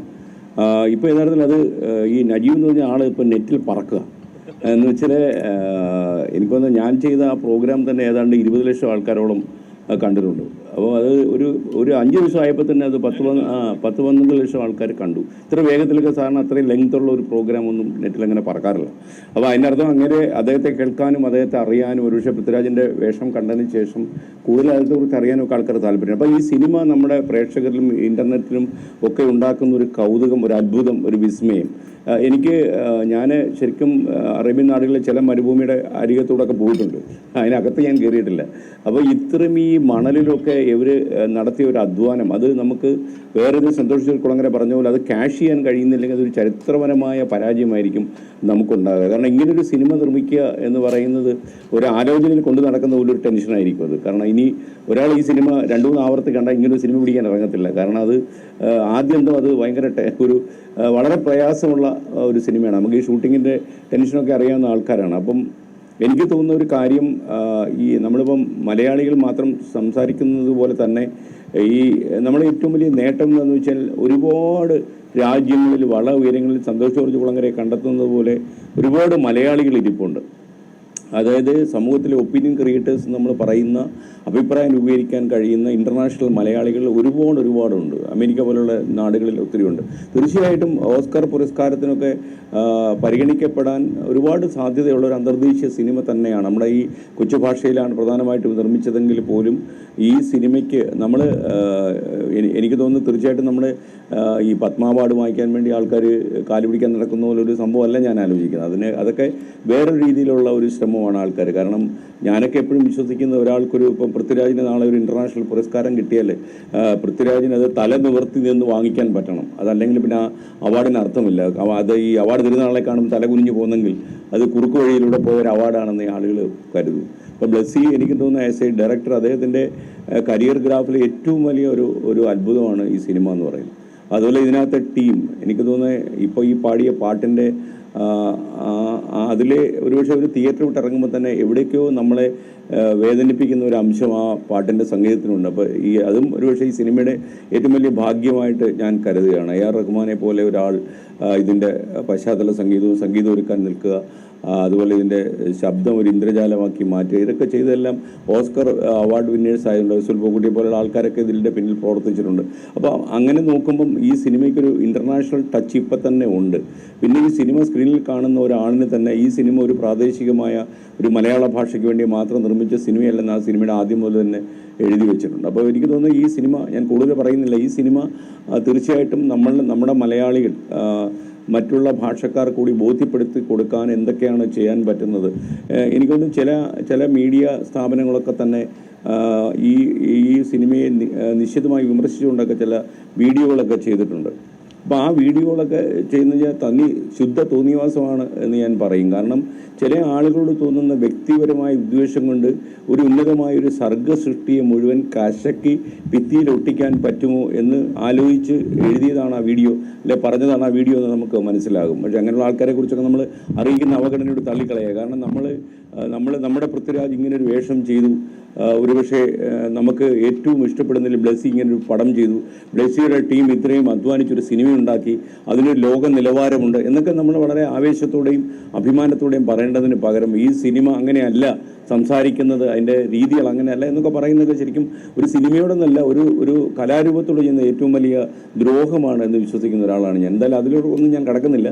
ഓരോരുത്തർ ബഹുജനം പലവിധം എന്ന് പറയുന്ന പോലെ എന്തായാലും ഈ സിനിമ സഞ്ചരിക്കേണ്ട വഴികളെക്കുറിച്ച് ഇതിലെ അഭിനേതാക്കൾക്കും ഇതിൻ്റെ ഡയറക്ടേഴ്സിനും ഒക്കെ വ്യക്തമായ ധാരണയുണ്ടെന്നാണ് എൻ്റെ വിശ്വാസം. എന്തായാലും ആ വഴിയിൽ പോയി ഈ സിനിമ വലിയ അംഗീകാരങ്ങൾ നേടട്ടെ എന്ന് മാത്രം ആശംസിക്കാം. അതുപോലെ എന്നെപ്പോലൊരു പരിമിതമായ ചുറ്റുപാടിൽ കഴിയുന്നൊരു മാധ്യമപ്രവർത്തകന് എന്തൊക്കെയാണ് ഇതിൽ ചെയ്യാൻ പറ്റുന്നതെന്ന് വെച്ചാൽ തീർച്ചയായിട്ടും ഞാനൊക്കെ ഉണ്ടാവും ഈ സിനിമയുടെ കൂടെ നടക്കാൻ. Thank you. ഞാൻ സംസാരിച്ച് തുടങ്ങുന്നതിന് മുമ്പ് എനിക്ക് രാജുവേട്ടനോടും ബ്ലെസ്സിയേട്ടനോടും ചോദിക്കാനുള്ളത്, മലയാളത്തിൽ കുറേ ഇതിഹാസ നോവലുകളും കഥകളൊക്കെ ഇറങ്ങിയിട്ടുണ്ട്. ഈ ആടുജീവിതം എന്നൊരിത് എങ്ങനെയാണ് ബ്ലെസ്സിച്ചേട്ടൻ്റെ മനസ്സിൽ അതൊരു സിനിമയായിട്ട് രൂപപ്പെട്ടത്? ആ സമയത്ത് രാജുവേട്ടനോടും കൂടെ ഉള്ളതാണ്, ആ സമയത്ത് ഈ പറഞ്ഞ പെർസ്പെക്റ്റീവ്സൊക്കെ ചിന്തിച്ചിരുന്നു? തൊഴിൽ തർക്കം, ഒരു കുടിയേറ്റം തുടങ്ങിയ രാജ്യാന്തര തലത്തിൽ തന്നെ ചർച്ച ചെയ്യപ്പെടുന്ന വിഷയങ്ങൾ നമ്മളെ മലയാളത്തിൽ ഒരു കഥയിലൂടെ പറഞ്ഞ് തീർക്കാമെന്ന് ആ സമയത്ത് ചിന്ത വന്നിരുന്നു? ആദ്യമായിട്ട് പറയുകയാണെങ്കിൽ ഇതിൻ്റെ ഒരു ദൃശ്യ സാധ്യതയാണ്, ഒരു സിനിമയ്ക്ക് ഏറ്റവും ആവശ്യമായിട്ടുള്ള ഒരു ദൃശ്യ സാധ്യതയാണ്. അപ്പം അത് ഏറെ സമ്പന്നമായിരിക്കുന്ന ഒരു വലിയ ഒരു ഭൂമികയിൽ നിന്നിട്ടാണ് ഈ സിനിമ പറയുന്നത്, ഈ കഥ പറയുന്നത്. രണ്ടാമത്തെ വിഷയം, ഇത് പറയുന്ന കഥ ലോകമെമ്പാടും സംസാരിക്കപ്പെടേണ്ടിയ അല്ലെങ്കിൽ മനസ്സിലാക്കപ്പെടേണ്ടിയ ഭാഷയ്ക്കപ്പുറമായിട്ട് ഒരു ലാംഗ്വേജ് ഇല്ലാതെ എല്ലാവരുടെയും അനുഭവങ്ങളിൽ കൂടെ യാത്ര ചെയ്യേണ്ടിയാണ് എന്നുള്ളതാണ് ഇതിനെ യൂണിവേഴ്സലാക്കുന്നത്. അപ്പം അതുകൊണ്ട് തന്നെയാണ് ഇതിനൊരു വലിയൊരു ഭാരിച്ച അധ്വാനം ആവശ്യമാണ്. ഒപ്പം തന്നെ ഇതിൻ്റെ ഒരു വളർച്ച അല്ലെങ്കിൽ ഇത് എത്തപ്പെടേണ്ട അത്തരത്തിലായിരിക്കണമെന്ന് ആഗ്രഹിക്കുന്നതുകൊണ്ടാണ് AR റഹ്മാൻ ഉണ്ടാകുന്നത്. അല്ലെങ്കിൽ ഒരു മലയാള സിനിമ ചെയ്യുമ്പോൾ ഒരു ഓസ്കാർ വിന്നറായ അല്ലെങ്കിൽ ലോകം മുഴുവൻ അറിയുന്ന ഒരു മ്യൂസിഷ്യൻ ഉണ്ടാകുന്നത് അങ്ങനെയാണ്, റസൂൽ ഉണ്ടാകുന്നത്. അങ്ങനെ ഇതിലെ എല്ലാ ടെക്നീഷ്യൻസിൻ്റെയും എന്ന് വെച്ചാൽ ഏറ്റവും ഇന്ത്യയിൽ നമുക്ക് കിട്ടാവുന്ന ഏറ്റവും വലിയ ഒരു പ്രോഡക്റ്റായിട്ട് മാറുക, സിനിമയായിട്ട് മാറുക എന്നുള്ളത്, ആ സിനിമ അത്രയധികം സംസാരിക്കാൻ കെൽപ്പുള്ളതാണെന്നുള്ള ഒരു തിരിച്ചറിവ് ഇൻ ദി വെരി ബിഗിനിങ് ഞങ്ങൾക്ക് ഉണ്ടായിരുന്നു. രാജുവേട്ടനും ആ കഥ വായിച്ചതിനപ്പുറം നമ്മൾ ഈ പറയുന്ന വിഷയങ്ങളൊക്കെ അതിൽ ഉൾക്കൊള്ളിച്ച് തന്നെ നമുക്കത് ഒരു പ്രൊഡക്റ്റായിട്ട് വിദേശത്ത് ഒരു ലോകത്തിന് മുന്നിൽ അവതരിപ്പിക്കാൻ കഴിയുന്ന അന്നേ തോന്നിയിരുന്നു. ഈ 2009 ഈ സിനിമ ചെയ്യാമെന്ന് തീരുമാനിക്കുമ്പോഴേ ഇതൊരു ഗ്ലോബൽ ആയിട്ടുള്ള യൂണിവേഴ്സൽ ആയിട്ടുള്ളൊരു തീമാറ്റിക് ബാക്കിംഗ് ഉള്ള സിനിമയാണെന്നുള്ളൊരു തിരിച്ചറിവ് ബ്ലെസ്സിയേട്ടനും എനിക്കും ഒക്കെ തന്നെ ഉണ്ടായിരുന്നു. സിനിമയല്ല, പുസ്തകവും ആ കഥയും ആ ജീവിതവും അങ്ങനെയാണെന്നുള്ളൊരു തിരിച്ചറിവ് ഉണ്ടായിരുന്നു. ഇതിനകത്തൊരു പലപ്പോഴും ഡിസ്കഷൻസിൽ നമ്മൾ മിസ്സായി പോകുന്നൊരു പോയിന്റ് എന്താണെന്ന് വെച്ചാൽ, നമ്മൾ ആടുജീവിതത്തെക്കുറിച്ച് സംസാരിക്കുമ്പോൾ ഏറ്റവും എളുപ്പത്തിൽ ഡിസ്കഷനിലേക്ക് വരുന്നത് മൈഗ്രേഷനെ കുറിച്ചാണ്. കുടിയേറ്റം, അല്ലെങ്കിൽ നമ്മൾ ഒരു ബെറ്റർ ലൈഫ് തേടി മറ്റൊരു രാജ്യത്തിൽ പോവുക അല്ലെങ്കിൽ മറ്റൊരു സ്ഥലത്ത് പോവുക എന്ന് പറയുന്നത്. അതിലും യൂണിവേഴ്സലാണ് അതിന് പുറകിലുള്ള ദ ബ്രോഡർ പെർസ്പെക്റ്റീവ്. ഈ മൈഗ്രേഷൻ എന്ന് പറയുന്നതിൻ്റെ ആക്ച്വൽ റീസൺ ഈ സെഗ്രിഗേഷൻ. അത് സോഷ്യലി ആണെങ്കിലും പൊളിറ്റിക്കലി ആണെങ്കിലും ഇക്കോണമിക്കലി ആണെങ്കിലും ഇനിയിപ്പോൾ ഹ്യൂമാനിറ്റേറിയൻ ഘടകങ്ങളിലാണെങ്കിലും സെഗ്രിഗേഷനാണ് മൈഗ്രേഷൻ്റെ കാരണമാകുന്നത്. എന്ന് വെച്ചാൽ ഇപ്പോൾ ലോകത്തിൻ്റെ സമ്പദ്ഘടന, ചില പ്രദേശങ്ങൾ കുറച്ചുകൂടെ നല്ല സാമ്പത്തിക ശേഷിയുള്ള സമ്പദ്ഘടനയുള്ള പ്രദേശങ്ങളിലേക്ക് കുടിയേറാൻ മനുഷ്യർക്ക് എപ്പോഴും ഒരു ഉള്ളിൽ തന്നെ ഒരു ആഗ്രഹമുണ്ടാവും. പൊളിറ്റിക്കലി ഒട്ടും പൊളിറ്റിക്കലി പീസ്ഫുൾ അല്ലാത്ത നമുക്കൊരു സസ്റ്റനൻസ് ഗ്യാരണ്ടീഡ് അല്ലാത്ത ഒരു പ്രദേശത്ത് ജീവിക്കുന്ന ഒരു കുടുംബത്തിന് അല്ലെങ്കിൽ ഒരു വ്യക്തിക്ക് അയ്യോ സമാധാനപരമായ ഒരു ജീവിതം ജീവിക്കണമെങ്കിൽ മറ്റൊരു സ്ഥലത്തേക്ക് യാത്രയായി അവിടെ ജീവിക്കാം എന്ന് ആഗ്രഹിക്കുന്നത് പൊളിറ്റിക്കൽ. അപ്പോൾ എന്താണ് ഈ സെഗ്രിഗേഷൻ എന്ന് പറയുന്നത്? ഇത്രയും വലിയൊരു ലോകമുള്ളപ്പോൾ അവിടെ ചില സ്ഥലങ്ങളിലാണ് ഇക്കോണമിക്കലി ബെറ്റർ, പൊളിറ്റിക്കലി ബെറ്റർ, അല്ലെങ്കിൽ ഹ്യൂമാനിറ്റേറിയൻ സ്ഥിതിഗതികൾ കുറച്ചുകൂടെ ബെറ്റർ ആകുന്നത്. ഈ സെഗ്രിഗേഷൻ എന്ന് പറയുന്നത്, നിങ്ങൾ എന്ന് പറയുന്ന സെഗ്രിഗേഷൻ എന്ന് പറയുന്നത് ഇൻഫാക്ട് ഈ സിനിമ കൺസീവ് ചെയ്യപ്പെട്ട 2009 എന്ന കാലഘട്ടത്തിനേക്കാൾ കൂടുതൽ ഇന്ന് പ്രസക്തമാണ് നമ്മുടെ ഇന്നത്തെ ഒരു ജനറൽ കാര്യങ്ങൾ. ഇന്ന് നമ്മൾ ഇവിടുന്ന് ഈ സിനിമയെക്കുറിച്ച് സംസാരിക്കുമ്പോഴും ലോകത്തിന്റെ പലയിടങ്ങളിൽ ബോർഡേഴ്സ് എങ്ങനെ പ്രൊട്ടക്ട് ചെയ്യാം, അന്യരെ എങ്ങനെ നമ്മുടെ രാജ്യത്തേക്ക് കൊണ്ടുവരാതെ ഇരിക്കാം എന്നുള്ളതിനെക്കുറിച്ച് വളരെ തീവ്രമായ ചർച്ചകൾ നടന്നുകൊണ്ടിരിക്കുന്ന ഒരു കാലഘട്ടമാണ്. നമ്മളൊരു കാര്യം ആലോചിക്കേണ്ടത് 100 ചില്ലാനം വർഷങ്ങൾക്ക് മുമ്പ് വിസ ഇല്ല ഈ ലോകത്ത്. ആർക്ക് വേണമെങ്കിലും എങ്ങോട്ട് വേണമെങ്കിലും പോകാം. അവിടെ നിന്ന് നമ്മുടെ എക്സിസ്റ്റൻസിന്റെ ഒരു മൈക്രോകോസമായ 100 വർഷങ്ങൾക്കിപ്പുറം നമ്മൾ ഇന്ന് ഏറ്റവും കൂടുതൽ ചർച്ച ചെയ്യുന്നത് how do we protect our borders എന്നുള്ളതിനെ കുറിച്ചാണ്. അപ്പൊ ഈ സെഗ്രിഗേഷൻ എന്ന് പറയുന്നത് വളരെ പ്രസക്തമായ ഇന്ന് ചർച്ച ചെയ്യപ്പെട്ടുകൊണ്ടിരിക്കുന്ന എല്ലാ ഭരണവ്യവസ്ഥിതികളുടെയും ഒരു പ്രയോറിറ്റിയായി മാറിക്കൊണ്ടിരിക്കുന്ന ഒരു വിഷയമാണ്. ഈ സെഗ്രിഗേഷൻ ആണ് മൈഗ്രേഷന്റെ റീസൺ. അത് ഇന്ന് എക്സ്ട്രീംലി റെലവെന്റ് ആയ, എക്സ്ട്രീംലി ഇന്ന് ടുഡേസ് പ്രോബ്ലമായ ഒരു വിഷയമാണ്. ഈ വിഷയത്തിൽ നിന്നുണ്ടാകുന്നതാണ് ഈ മൈഗ്രേഷനും, ആ മൈഗ്രേഷൻ്റെ ഒരു സ്റ്റാർക്ക് റിമൈൻഡർ, അതിലെ ഒരു പേഴ്സ്പെക്റ്റീവിൻ്റെ ഒരു സ്റ്റാർക്ക് റിമൈൻഡർ ആണ് നജീബിന്റെ കഥയും ആടുജീവിതം എന്ന് പറയുന്ന സിനിമയും. അപ്പൊ അത് ട്രൂലി ഗ്ലോബൽ ആണ് എന്നും ലോകത്തിലെ ഏത് പ്രദേശത്ത് പോയി നമ്മൾ ഈ സിനിമ കാണിച്ചാലും ഇത് സംസാരിക്കുന്ന വിഷയം അല്ലെങ്കിൽ ഈ കഥ ഇമ്പാർട്ട് ചെയ്യാൻ ശ്രമിക്കുന്ന ഇമോഷൻസ് എന്ന് പറയുന്നത് ട്രൂലി ഒരു ഭാഷയ്ക്കും പ്രദേശത്തിനുമൊക്കെ അതീതമാണ് എന്നുള്ളതും ഈ സിനിമയുടെ വലിയ ക്വാളിറ്റീസ് ആയിട്ട് എനിക്ക് തോന്നിയിട്ടുണ്ട്. അത് ഇന്നല്ല, 2009 തന്നെ. അന്ന് തന്നെ ബ്ലസ് ചേട്ടൻ്റെയും എൻ്റെയും ആഗ്രഹം, എൻ്റെ വർഷങ്ങൾക്ക് മുമ്പുള്ള ഇന്റർവ്യൂസ് ആടുജീവിതത്തിനെ കുറിച്ച് എടുത്ത് നോക്കിയാലും ഒരുപക്ഷെ നിങ്ങൾക്ക് കേൾക്കാൻ സാധിക്കും. അന്നേ ഞാൻ പറഞ്ഞിരിക്കുന്നത് ഇത് കേരളം എന്ന് പറയുന്ന ഒരു കൊച്ചു സംസ്ഥാനത്തിൽ നിന്നും ഞങ്ങൾ ഉണ്ടാക്കിയ ഒരു സൃഷ്ടിയാണ് എന്ന് പറഞ്ഞ് ലോകത്തിന്റെ മുന്നിൽ പ്രസന്റ് ചെയ്യാൻ സാധിക്കുന്ന ഒരു സിനിമയാക്കാനാണ് ഞങ്ങളുടെ ശ്രമം എന്നാണ് ഞാൻ അന്നേ പറഞ്ഞിരിക്കുന്നത്. അതല്ലാതെ ഇപ്പോൾ ഈ സിനിമ തിയേറ്ററിൽ ഇറങ്ങി ഓടി ഇതിന്റെ ഇൻവെസ്റ്റ്മെന്റ് തിരിച്ചു കിട്ടുക എന്നുള്ളതാണെങ്കിൽ ഇത്ര വലിയൊരു എഫേർട്ടിന്റെയോ അല്ലെങ്കിൽ നമുക്ക് ലഭിക്കാവുന്ന ഏറ്റവും വലിയ ടെക്നീഷ്യൻസിനെ അവരുടെ ശമ്പളം കൊടുത്ത് കൊണ്ടുവരിക എന്ന് പറയുന്നതിൻ്റെ അതൊന്നും ഒരു പ്രയോറിറ്റി ആയിട്ട് കാണേണ്ട കാര്യമില്ല. ഈ സിനിമ ചെയ്യുമ്പോൾ ഇതിന്റെ ബെസ്റ്റ് പോസിബിൾ വേർഷൻ ചെയ്യണം എന്ന ഒരു ദൃഢനിശ്ചയം ഉണ്ടായിരുന്നു ബ്ലസ് ചേട്ടൻ്റെ. അതിന്റെ ഫലമായിട്ടാണ് ഇന്ന് ഇത്രയും പൈസ മുടക്കി ഇത്രയും എഫേർട്ട് എടുത്ത് ഈ സിനിമ ഉണ്ടാകുന്നത്. And I am really proud. ഞാൻ അഭിനയിച്ച സിനിമ ആയതുകൊണ്ട് ആ പറയുന്നതിൽ അർത്ഥമില്ല. പക്ഷെ ആടുജീവിതം എന്ന് പറയുന്ന സിനിമ ഇപ്പൊ മറ്റൊരു നടനാണ് അഭിനയിച്ചിരുന്നെങ്കിൽ ഇന്ന് നിങ്ങളെല്ലാവരും ഈ സിനിമയെ സപ്പോർട്ട് ചെയ്യാൻ വന്നിരിക്കുന്നത് പോലെ അന്ന് ഞാൻ പോയേനെ. I would have been there. കാരണം ഇത് എൻ്റെ സിനിമ, ബ്ലസ് ചേട്ടൻ്റെ സിനിമ എന്നുള്ളതിൽ നിന്നൊക്കെ വളർന്നു കഴിഞ്ഞു. ആൻഡ് ഇൻ ഓൾ ഓണസ്റ്റി ഇപ്പം നമ്മൾ എല്ലാവരും ഈ സിനിമയെക്കുറിച്ച് സംസാരിക്കുന്നു. ഈ സിനിമയ്ക്ക് തിയേറ്ററിൽ നിന്ന് കിട്ടേണ്ട അല്ലെങ്കിൽ സാമ്പത്തികമായിട്ട് കിട്ടേണ്ട സ്വപ്നതുല്യമായ ഒരു സ്വീകാര്യത കിട്ടിക്കഴിഞ്ഞു.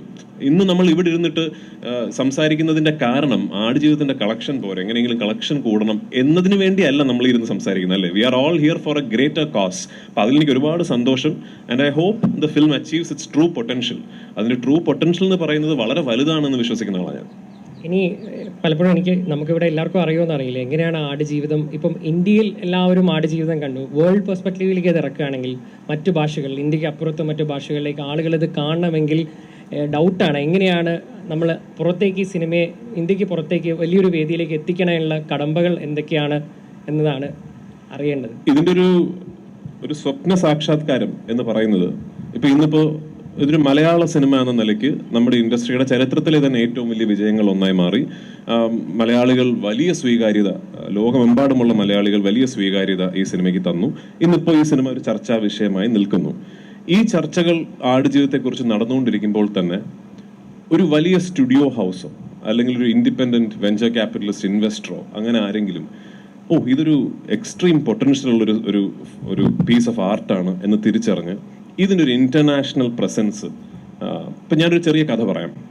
16 ലക്ഷം രൂപയ്ക്ക് നിർമ്മിച്ച സിനിമയാണ് സന്തോഷ് ശിവൻ സംവിധാനം ചെയ്ത ടെററിസ്റ്റ് എന്ന് പറയുന്ന സിനിമ. 16 ലക്ഷം രൂപയാണ്. എനിക്കറിയാം, സന്തോഷ് ചേട്ടൻ പറഞ്ഞിട്ടുണ്ട് എന്നോട്. ബ്യൂട്ടിഫുൾ ഫിലിമാണ്, കണ്ടിട്ടൊന്നും അറിയില്ല, വളരെ മനോഹരമായ സിനിമയാണ്. അപ്പോൾ ഈ സിനിമ അന്ന് നിർമ്മിച്ചിട്ട് ഇത് അവിടെ ഇവിടെ ചെറിയ ചില ഫിലിം ഫെസ്റ്റിവൽസിൽ കാണിക്കുന്നു, ചില സെലക്റ്റഡ് ആൾക്കാർക്ക് ഈ സിനിമ പ്രദർശിപ്പിക്കുന്നു. അങ്ങനെ US എവിടെയോ ഈ സിനിമ കാണിച്ച ഒരു പ്രദർശനത്തിൽ ജോൺ മാൽക്കോവിച്ച് എന്ന് പറയുന്ന നടൻ അന്ന് ആ ഷോയിന്റെ ഭാഗമായിരുന്നു. അദ്ദേഹം ഈ സിനിമ കണ്ടിട്ട് സന്തോഷ് ശിവന്റെ അടുത്ത് you have made A truly international film, ഇത് ഇങ്ങനൊന്നും അല്ല എന്ന് പറഞ്ഞ് ജോൺ മാൽക്കോവിച്ച് ആ സിനിമ വാങ്ങിക്കുകയായിരുന്നു. ഇന്ന് നിങ്ങൾ ടെററിസ്റ്റിന്റെ ബ്ലൂറേയോ DVD എടുക്കുകയാണെങ്കിൽ ജോൺ മാൽക്കോവിച്ച് പ്രസൻസ് എന്ന് മുകളിലുണ്ട്. അദ്ദേഹം ഈ സിനിമ ടെററിസ്റ്റ് എന്ന സിനിമ ഏറ്റെടുത്തതിന് ശേഷമാണ് അതിന് ആക്ച്വലി ഒരു ഫുൾ ഓൺ ഇന്റർനാഷണൽ റെക്കഗ്നിഷൻ കിട്ടുന്നതും പല രാജ്യങ്ങളിൽ ഈ സിനിമ പ്രദർശിപ്പിക്കപ്പെടുന്നതും അങ്ങനെ എന്തെങ്കിലുമാണ് ഇനി സംഭവിക്കേണ്ടത് ആടുജീവിതം എന്ന സിനിമയ്ക്ക്. അതാണ് ഇതിന്റെ അടുത്തൊരു ബ്ലസ് ചേട്ടനും ഞാനും കിടന്നുറങ്ങുമ്പോൾ ഇപ്പോൾ കാണുന്ന സ്വപ്നം അതാണ്. നമ്മൾ ഏതെങ്കിലും ഒരു അറീനയിൽ ഒരാൾ ഈ സിനിമ കണ്ടിട്ട് man this film deserves to travel എന്ന് പറയുകയും അപ്പോൾ ആൾക്കാരെ എനിക്കറിയാം ഇപ്പൊ തന്നെ ചോദ്യങ്ങൾ വരും, എന്നാ പിന്നെ അതിന്റെ ചെലവ് പൃഥ്വിരാജ് ഏറ്റെടുത്തൂടെ, അല്ലെ ബ്ലസ്സിക്ക് അങ്ങ് ഏറ്റെടുത്തൂടെ എന്നുള്ളത്. സാമ്പത്തികമായ കാര്യങ്ങൾ മാത്രമല്ല, ആക്ച്വലി പൈസ എന്നുള്ളത് മാത്രമാണെങ്കിൽ ഒരു പക്ഷേ ഇവിടെ തന്നെ ഉണ്ടായിരിക്കും. ഈ സിനിമയോട് അത്രയും സ്നേഹമുള്ള ആൾക്കാർ ഇവിടെ തന്നെ ഉണ്ടായിരിക്കും. അതിനൊരു പ്രോസസ്സിനെ കുറിച്ചുള്ള ഒരു അറിവ് വേണം, അത് എക്സിക്യൂട്ട് ചെയ്യാനുള്ള ഒരു എന്താ പറയാ ഒരു ബാക്കപ്പ് വേണം, ഇൻഫ്രാസ്ട്രക്ചർ വേണം, പിടിപാട് വേണം എന്ന്. എക്സാക്ട്ലി. എന്നെങ്കിലും ഒരു കാലഘട്ടത്തിൽ അത് എനിക്ക് ഉണ്ടാവുകയാണെങ്കിൽ സത്യമായിട്ടും അന്നൊരു ആടുജീവിതം ഉണ്ടായാൽ ഞാനത് ചെയ്യും കേട്ടോ, 100%. എന്തായാലും 2 വട്ടം സിനിമ വേണ്ടെന്ന ആള് എന്ന രീതിയിൽ എനിക്ക് പറയാവുന്നതാണ്. വെൽ ഡിസേർവ്ഡ് ആണ്, എല്ലാ സപ്പോർട്ടും ഉണ്ടാവും. ആടുജീവിതം എന്ന ടൈറ്റിൽ തന്നെ യഥാർത്ഥത്തിൽ ഒരു മുദ്രയാണ്. അത് വർഷങ്ങളായിട്ട് നമ്മളിപ്പോൾ ഈ ഒരു സിനിമ വന്നതിന് ശേഷം സംസാരിക്കുന്നു എന്ന നിലയ്ക്കല്ല. ആടുജീവിതം എന്ന ടൈറ്റിൽ ഒരുപാട് നിലയിൽ കേരളീയ സമൂഹത്തിൽ ചർച്ച ചെയ്യപ്പെട്ടിട്ടുണ്ട്. ആടുജീവിതം എന്ന നോവൽ ഇറങ്ങിയ സമയത്ത് ഞാൻ ഓർക്കുന്നത് പെട്ടെന്ന് അത് ആളുകൾക്കിടയിൽ കൈമാറ്റം ചെയ്യപ്പെട്ട് വായിച്ചുകൊണ്ടിരിക്കുകയായിരുന്നു. അപ്പോൾ ഒരു ഘട്ടം എത്തിയ സന്ദർഭത്തിൽ ആടുജീവിതം വായിച്ചവരും വായിക്കാത്തവരുമായി കേരളം മാറി എന്ന് വേണമെങ്കിൽ പറയാം. ആ നിലയിൽ അത്രയധികം സ്വീകാര്യത നോവലിന് വരികയും, ഞാനൊക്കെ സത്യം പറഞ്ഞാൽ ഒരു രാത്രിയാണ് വായിക്കുന്നത്. അപ്പോൾ ഒറ്റ രാത്രി കൊണ്ട് ഇത് കടന്നു പോകുമ്പോൾ നമ്മുടെ മനസ്സിലുണ്ടാകാവുന്ന ഒരുപാട് ഇമോഷണൽ വേവ്സ് ഇങ്ങനെ അനുഭവിച്ചിട്ട് തന്നെയാണ് അത് വായിച്ചത്. സമാനമായി ഇന്നിപ്പോൾ ആടുജീവിതം കണ്ടവരും കാണാത്തവരുമായി കേരളം മാറിയിട്ടുണ്ട് എന്ന് എനിക്ക് തോന്നുന്നു. കാണാത്തവർക്ക് യഥാർത്ഥത്തിൽ അതെന്താണ്, പല കാരണങ്ങൾ കൊണ്ടായിരിക്കും അവർ കാണാതെ പോകുന്നുണ്ടാവും. അസൗകര്യങ്ങൾ വല്ലതും ഉള്ളത് കൊണ്ടായിരിക്കും കാണാതിരിക്കുന്നത്. അല്ലാതെ ആ സിനിമ കാണണ്ട എന്ന് വെച്ചിട്ട് ഒരാൾ കാണാതിരിക്കുമെന്ന് ഞാൻ വിചാരിക്കുന്നില്ല. അപ്പോൾ അങ്ങനെ ഒരു എന്താ പറയുക, ഒരു എസെൻഷ്യാലിറ്റി ഒരു സിനിമയ്ക്ക് ഉണ്ടാക്കുക, ഒരു പുസ്തകത്തിനുണ്ടാവുക എന്ന് പറയുന്നത് വളരെ അപൂർവമായി മാത്രം സംഭവിക്കുന്നതാണ്. അപ്പോൾ ആടുജീവിതം ആ പുസ്തകം ഇറങ്ങിയ സമയത്ത് ആ ഒരു ചെറിയ പുസ്തകമായിട്ട് ഗ്രീൻ ബുക്സ് ഇറക്കിയതാണ്. എന്ന് വെച്ചാൽ അന്ന് അതിൻ്റെ പിക്ചേഴ്സോ അങ്ങനെയുള്ള കാര്യങ്ങളോ ഒന്നും ഇല്ലായിരുന്നു. വളരെ കുറച്ച് പേജസ് മാത്രമാണ് നോവലിനുണ്ടായിരുന്നത്. അതുകൊണ്ട് അത് പെട്ടെന്ന് വായിക്കാനും ഇതെങ്ങനെയാണ് ഇത്രയും ചെറിയൊരു നോവൽ ഇത്രയും വലിയൊരു വിപ്ലവം ഉണ്ടാക്കുന്നത് എന്നൊരു തോന്നലിലേക്ക് ആളുകൾ എത്തിയിരുന്നു. സമാനമായി ഞാൻ വിചാരിക്കുന്നത് വളരെ ചെറിയൊരു എഫേർട്ട് എടുത്തിട്ട് ആടുജീവിതം എന്നൊരു സിനിമ അതേ നിലയ്ക്ക്, അത് ഇത്ര ചെറുതാണല്ലോ, അല്ലെങ്കിൽ ഇത്രയല്ലേ ഉള്ളൂ, ഒരു കഥാപാത്രത്തെ കൊണ്ട് ഇത്രയൊക്കെ കാര്യങ്ങൾ ചെയ്യിച്ചു കഴിഞ്ഞാൽ പെട്ടെന്ന് തന്നെ അതൊരു സിനിമയാക്കാമല്ലോ എന്ന തോന്നലിലേക്ക് എങ്ങാനും പോയിരുന്നെങ്കിൽ യഥാർത്ഥത്തിൽ നമുക്ക് വലിയ നഷ്ടമാണ് ഉണ്ടാകുമായിരുന്നത് എന്ന് പറയാതിരിക്കാൻ വയ്യ.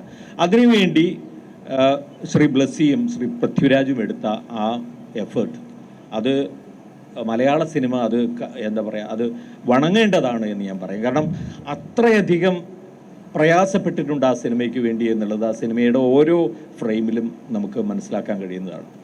അപ്പോൾ ആ പ്രയാസവും ഒരുപക്ഷെ നജീബ് അനുഭവിച്ച ജീവിതം കുറേയൊക്കെ അനുഭവിച്ചുകൊണ്ട് മാത്രമേ അതൊരു കലാസൃഷ്ടിയായി പരിവർത്തിപ്പിക്കാൻ കഴിയൂ എന്നൊരു തോന്നലിലേക്ക് പൃഥ്വിരാജും ബ്ലസ്സിയും എത്തി എന്നാണ് എനിക്ക് തോന്നിയിട്ടുള്ളത്. കൂടാതെ ഗോകുൽ എന്ന പുതിയ നടൻ, സത്യത്തിൽ ഞാൻ അദ്ദേഹത്തെ ഇവിടെ കണ്ടു, ഞാൻ ചേർത്ത് പിടിച്ചു. കാരണം ഒരർത്ഥത്തിൽ ഹക്കീം മരിച്ചു പോകുന്ന നിമിഷം, ഞാൻ സത്യം പറഞ്ഞാൽ എനിക്ക് സിനിമയുടെ സെക്കൻഡ് പാർട്ടാണ് കൂടുതൽ ഇൻറ്റൻസ് ആയിട്ട് ഫീൽ ചെയ്തതിനെ ഏറ്റവും അധികം ബാധിച്ചത് സെക്കൻഡ് പാർട്ടാണെന്ന് പറയാം. ആ സെക്കൻഡ് പാർട്ടിൽ ഈ സർവൈവലിന് വേണ്ടിയിട്ടുള്ള, അല്ല അവിടുന്ന് തിരിച്ചു വരാൻ വേണ്ടിയിട്ടുള്ള ആ ജേണിയിൽ ഭയങ്കരമായ നമ്മളെ ഇമോഷണലി നമ്മളെ വല്ലാതെ തളർത്തുന്ന ഒരു മൊമെൻ്റാണ് ഹക്കീമിൻ്റെ മരണം എന്ന് പറയുന്നത്. അപ്പോൾ ആ ഒരു മൊമെൻറ്റിലൊക്കെ അത് എത്തിക്കാൻ കഴിഞ്ഞത് സിനിമയുടെ ഭയങ്കര ഒരു ടോപ്പ് ഫോം എന്ന നിലയ്ക്ക് മാത്രമല്ല, മനുഷ്യനെ കുറിച്ച് ചിന്തിക്കുമ്പോഴുണ്ടാകും. അപ്പം ഞാൻ ചില കഥകളൊക്കെ എഴുതുന്ന ഒരാളാണ്, എനിക്കും അറിയാം ഈ കഥ എഴുത്തിൻ്റെതായിട്ടുള്ള, അല്ലെങ്കിൽ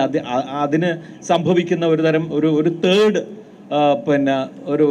ഒരു ലോകമുണ്ട്, ഒരു മൂന്നാമത്തെ ലോകമുണ്ട്. നമ്മൾ യഥാർത്ഥത്തിൽ കാണുന്നതും അത് നമ്മുടെ മനസ്സിലേക്ക് എത്തുന്നതും അതിനുശേഷം അത് ചെന്നെത്തുന്നതുമായിട്ടുള്ള ഒരു മൂന്നാമത്തെ ഒരു തലമുണ്ട് എന്ന് ഞാൻ വിചാരിക്കുന്നുണ്ട്. ആ മൂന്നാമത്തെ തലത്തിലേക്ക് നമുക്കത് എത്തിക്കാൻ കഴിഞ്ഞു, വിഷ്വലി എത്തിക്കാൻ കഴിഞ്ഞു എന്നതാണ് ആ സിനിമയുടെ ഏറ്റവും വലിയ വിജയമായിട്ട് ഞാൻ കാണുന്നത്.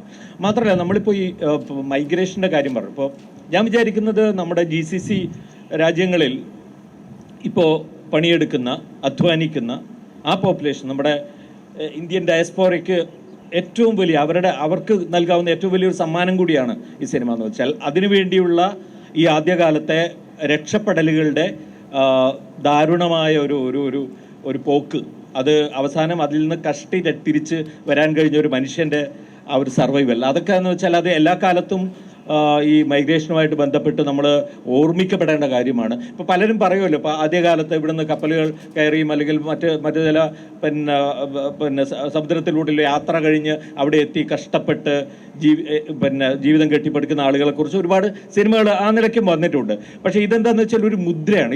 ഇത് ഒരു മനുഷ്യന് സംഭവിക്കുമെന്ന് നമ്മൾ ഒരിക്കലും വിചാരിക്കാത്ത ഒരു തരം ഒരു എത്തിപ്പെടലാണ് എന്ന് എനിക്ക് തോന്നിയിട്ടുണ്ട്. അത് നോവൽ വായിച്ചപ്പോൾ തന്നെ നമുക്ക് ഫീൽ ചെയ്തൊരു കാര്യമാണ്. അത് സിനിമയിൽ കൂടി അനുഭവിക്കുന്ന സമയത്ത് അത് വല്ലാതെ ഫീൽ ചെയ്യുന്നുണ്ട് അത് സത്യത്തിൽ. അതായത് ആ നിലയ്ക്ക് കൂടി സിനിമ നമ്മൾ ഇന്റർനാഷണൽ ഫോറത്തിൽ എത്തിക്കുന്ന സമയത്ത് ആ ആസ്പെക്റ്റ് കൂടി നമ്മൾ കാണണം എന്നാണ് എൻ്റെ അഭിപ്രായം. അതായത് ഒരിക്കലും ഒരു ഹ്യൂമൻ സർവൈവലിനെ കുറിച്ചുള്ള നമ്മുടെ കാഴ്ചപ്പാട്, നമ്മുടെ ഒരു തിങ്കിങ്, അത് എത്തിപ്പെടാവുന്ന ഒരു അതിരുണ്ട്. അതിനും അപ്പുറത്തേക്ക് പോയതാണ് നജീബിൻ്റെ ജീവിതം എന്ന് പറയാം. എന്ന് വെച്ചാൽ നമ്മൾ ഒരു കാരണവശാലും നമ്മൾക്ക് ഒരാൾക്ക് അവിടുന്ന് തിരിച്ചു വരാൻ കഴിയും അല്ലെങ്കിൽ ജീവൻ ബാക്കി കിട്ടുമെന്ന് തോന്നാത്ത തരത്തിലുള്ള അഡ്വേഴ്സിറ്റീസിലാണ് അയാൾ നിൽക്കുന്നത്. അപ്പോൾ അത് എങ്ങനെ തരണം ചെയ്തു? ഒരു ജീവൻ്റെ ഒരു അവസാനത്തെ ബാക്കിയുണ്ട്, അവസാനത്തെ തുണ്ട് വസ്ത്രങ്ങൾ കൊണ്ട്, അവസാനത്തെ തുണ്ട് ഒരു എന്താ പറയുക, ഒരു ചെറിയ ബാഗ് തൂക്കിലേറ്റി അല്ലെങ്കിൽ കയ്യിലിങ്ങനെ ഏറ്റിക്കൊണ്ട് തിരിച്ചു വന്നുകൊണ്ട്, അതും പോലെ നഷ്ടപ്പെട്ടുകൊണ്ട് ഒരു മനുഷ്യൻ തിരിച്ചെത്തുകയാണ്. അപ്പോൾ അതിലുണ്ടാകുന്ന ഒരു ഹ്യൂമൻ സർവൈവലിൻ്റെ ഒരു സ്റ്റോറി ഉണ്ട്. അത് ഭയങ്കരമാണ്. അതും കൂടി നമ്മൾ ഇൻ്റർനാഷണലി നമുക്ക് കാണിക്കാൻ കഴിയണം.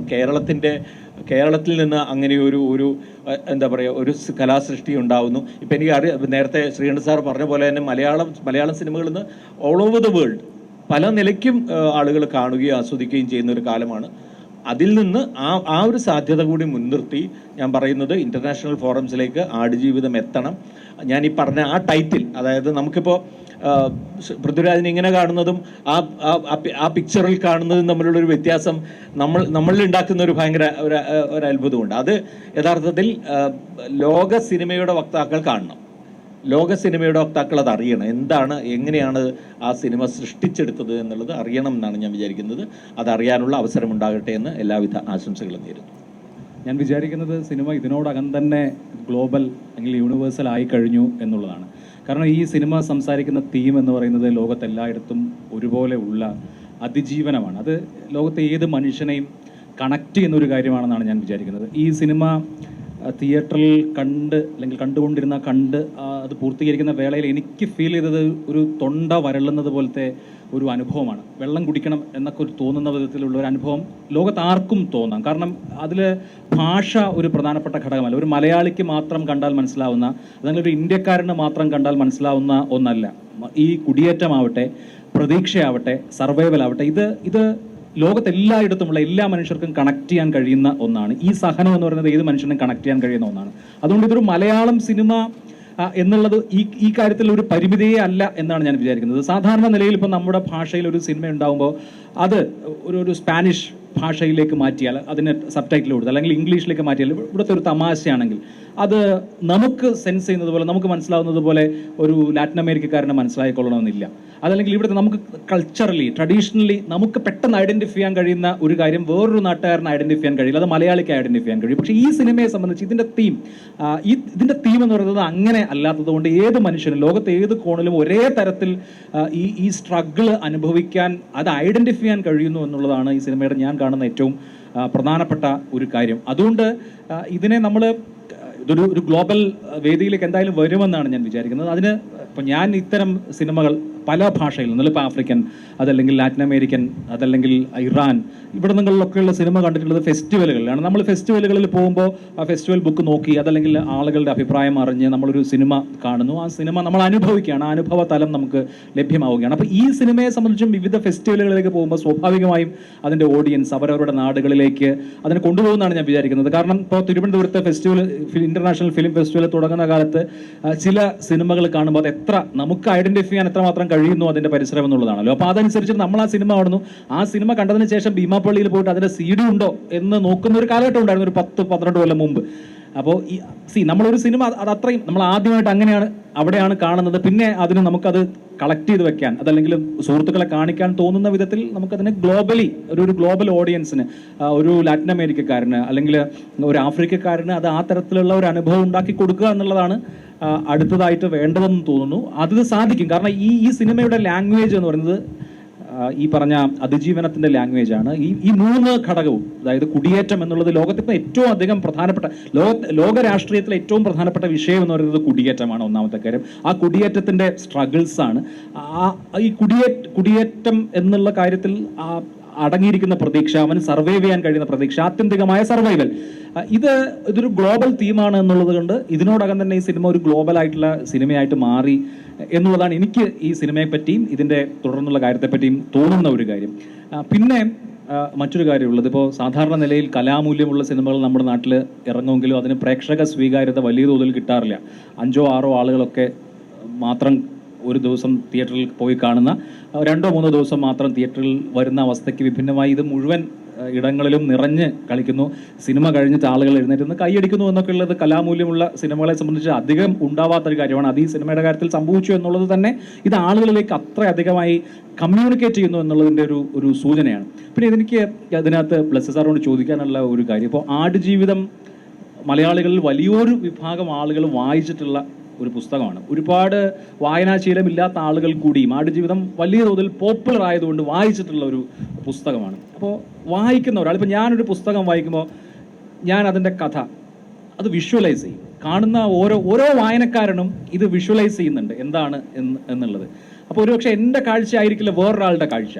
അപ്പോൾ ആടുജീവിതം വായിച്ച ഞാൻ, ആടുജീവിതം സിനിമ ഇറങ്ങുന്നതിന് മുമ്പ് ആടുജീവിതം വായിച്ച ഞാൻ കണ്ടതുപോലെയാണോ ഈ സിനിമയിൽ എന്നുള്ള ഒരു സംശയം സ്വാഭാവികമായി എന്നെ സംബന്ധിച്ചു. അപ്പോൾ മലയാളികൾ എല്ലാവരും വായിച്ചിട്ടുള്ള, അല്ലെങ്കിൽ ബഹുഭൂരിപക്ഷം ആളുകളും വായിച്ചിട്ടുള്ള, അവർ വിഷ്വലൈസ് ചെയ്തിട്ടുള്ള ഒരു സംഭവം വിഷ്വലൈസ് ചെയ്യുമ്പോൾ അത് എത്രമാത്രം ചാലഞ്ചിങ് ആണ് ഒന്നാമത്തെ കാര്യം. 2, ഇതിൻ്റെ കഥ എല്ലാവർക്കും അറിയാം. കാരണം വെച്ചാൽ ഇതിൽ ട്വിസ്റ്റ് ഒന്നുമില്ല. സാധാരണ സിനിമ എപ്പോഴും സസ്പെൻസ്, ട്വിസ്റ്റ്, അടുത്തത് എന്ത് നടക്കുമെന്നുള്ള ആകാംക്ഷയാണല്ലോ സിനിമയെ സംബന്ധിച്ചൊരു പ്രധാനപ്പെട്ട കാര്യം.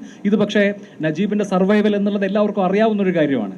അപ്പോൾ ഈ 2 ഘടകങ്ങൾ ഇത് സിനിമ ചെയ്യുമ്പോൾ എങ്ങനെയായിരുന്നു? ഈ പുസ്തകം വായിച്ചപ്പോൾ, ഇത് സിനിമയാക്കാൻ തീരുമാനിച്ചപ്പോൾ തന്നെ എനിക്കറിയാം ലക്ഷക്കണക്കിന് ആൾക്കാർ വായിച്ചു കൂട്ടി സിനിമയായി മനസ്സിൽ കൊണ്ട് നടക്കുന്നതാണ് ഇതിൻ്റെ ദൃശ്യങ്ങൾ എന്നുള്ളത്. അപ്പോൾ അതുകൊണ്ട് തന്നെ ഇതിൻ്റെ ആദ്യത്തെ ഇതിൻ്റെ ഒരു ലൊക്കേഷനിലേക്ക് എത്തുക എന്ന് പറയുന്നത് അഭിലാഷിൻ്റെ മനസ്സിലുള്ള ഒരു ഡെസേർട്ടിനോടെങ്കിലും ചേർന്ന് നിൽക്കണം, അല്ലെങ്കിൽ അതിന് മുകളിലേക്ക് എത്തണം എന്ന് പറയുന്നുണ്ട്. അപ്പോൾ ആ ഒരു ദൃശ്യത്തിനെ എത്രത്തോളം നിങ്ങളുമായി ചേർത്ത് വയ്ക്കാൻ കഴിയണമെന്നുള്ളതാണ് ഏറ്റവും ആദ്യത്തെ ഒരു ചലഞ്ചായിട്ട് വരിക. രണ്ടാമത്തെ ഒരു തീരുമാനം എന്ന് പറഞ്ഞു കഴിഞ്ഞാൽ, പുസ്തകം അതേ രീതിയിൽ തന്നെ പകർത്തുക എന്ന് പറയുന്നത് ഒരു വലിയ ശ്രമകരമായ ജോലിയാണ്. കാരണം എനിക്ക് തോന്നുന്നത് അത് ഇനിയും ഒരുപാട് ഡിസ്കസ് ചെയ്യേണ്ട ഒരു വിഷയം കൂടെയാണ്. കാരണം ഒരു 43 ചാപ്റ്ററിൽ ഇങ്ങനെ കിടക്കുന്ന ഒരു വലിയ സംഭവങ്ങൾ ഒരു 3 മണിക്കൂറിനുള്ളിൽ ആക്കുക എന്ന് പറയുന്നത് വളരെ ശ്രമകരമായ ഒരു കാര്യമാണ്.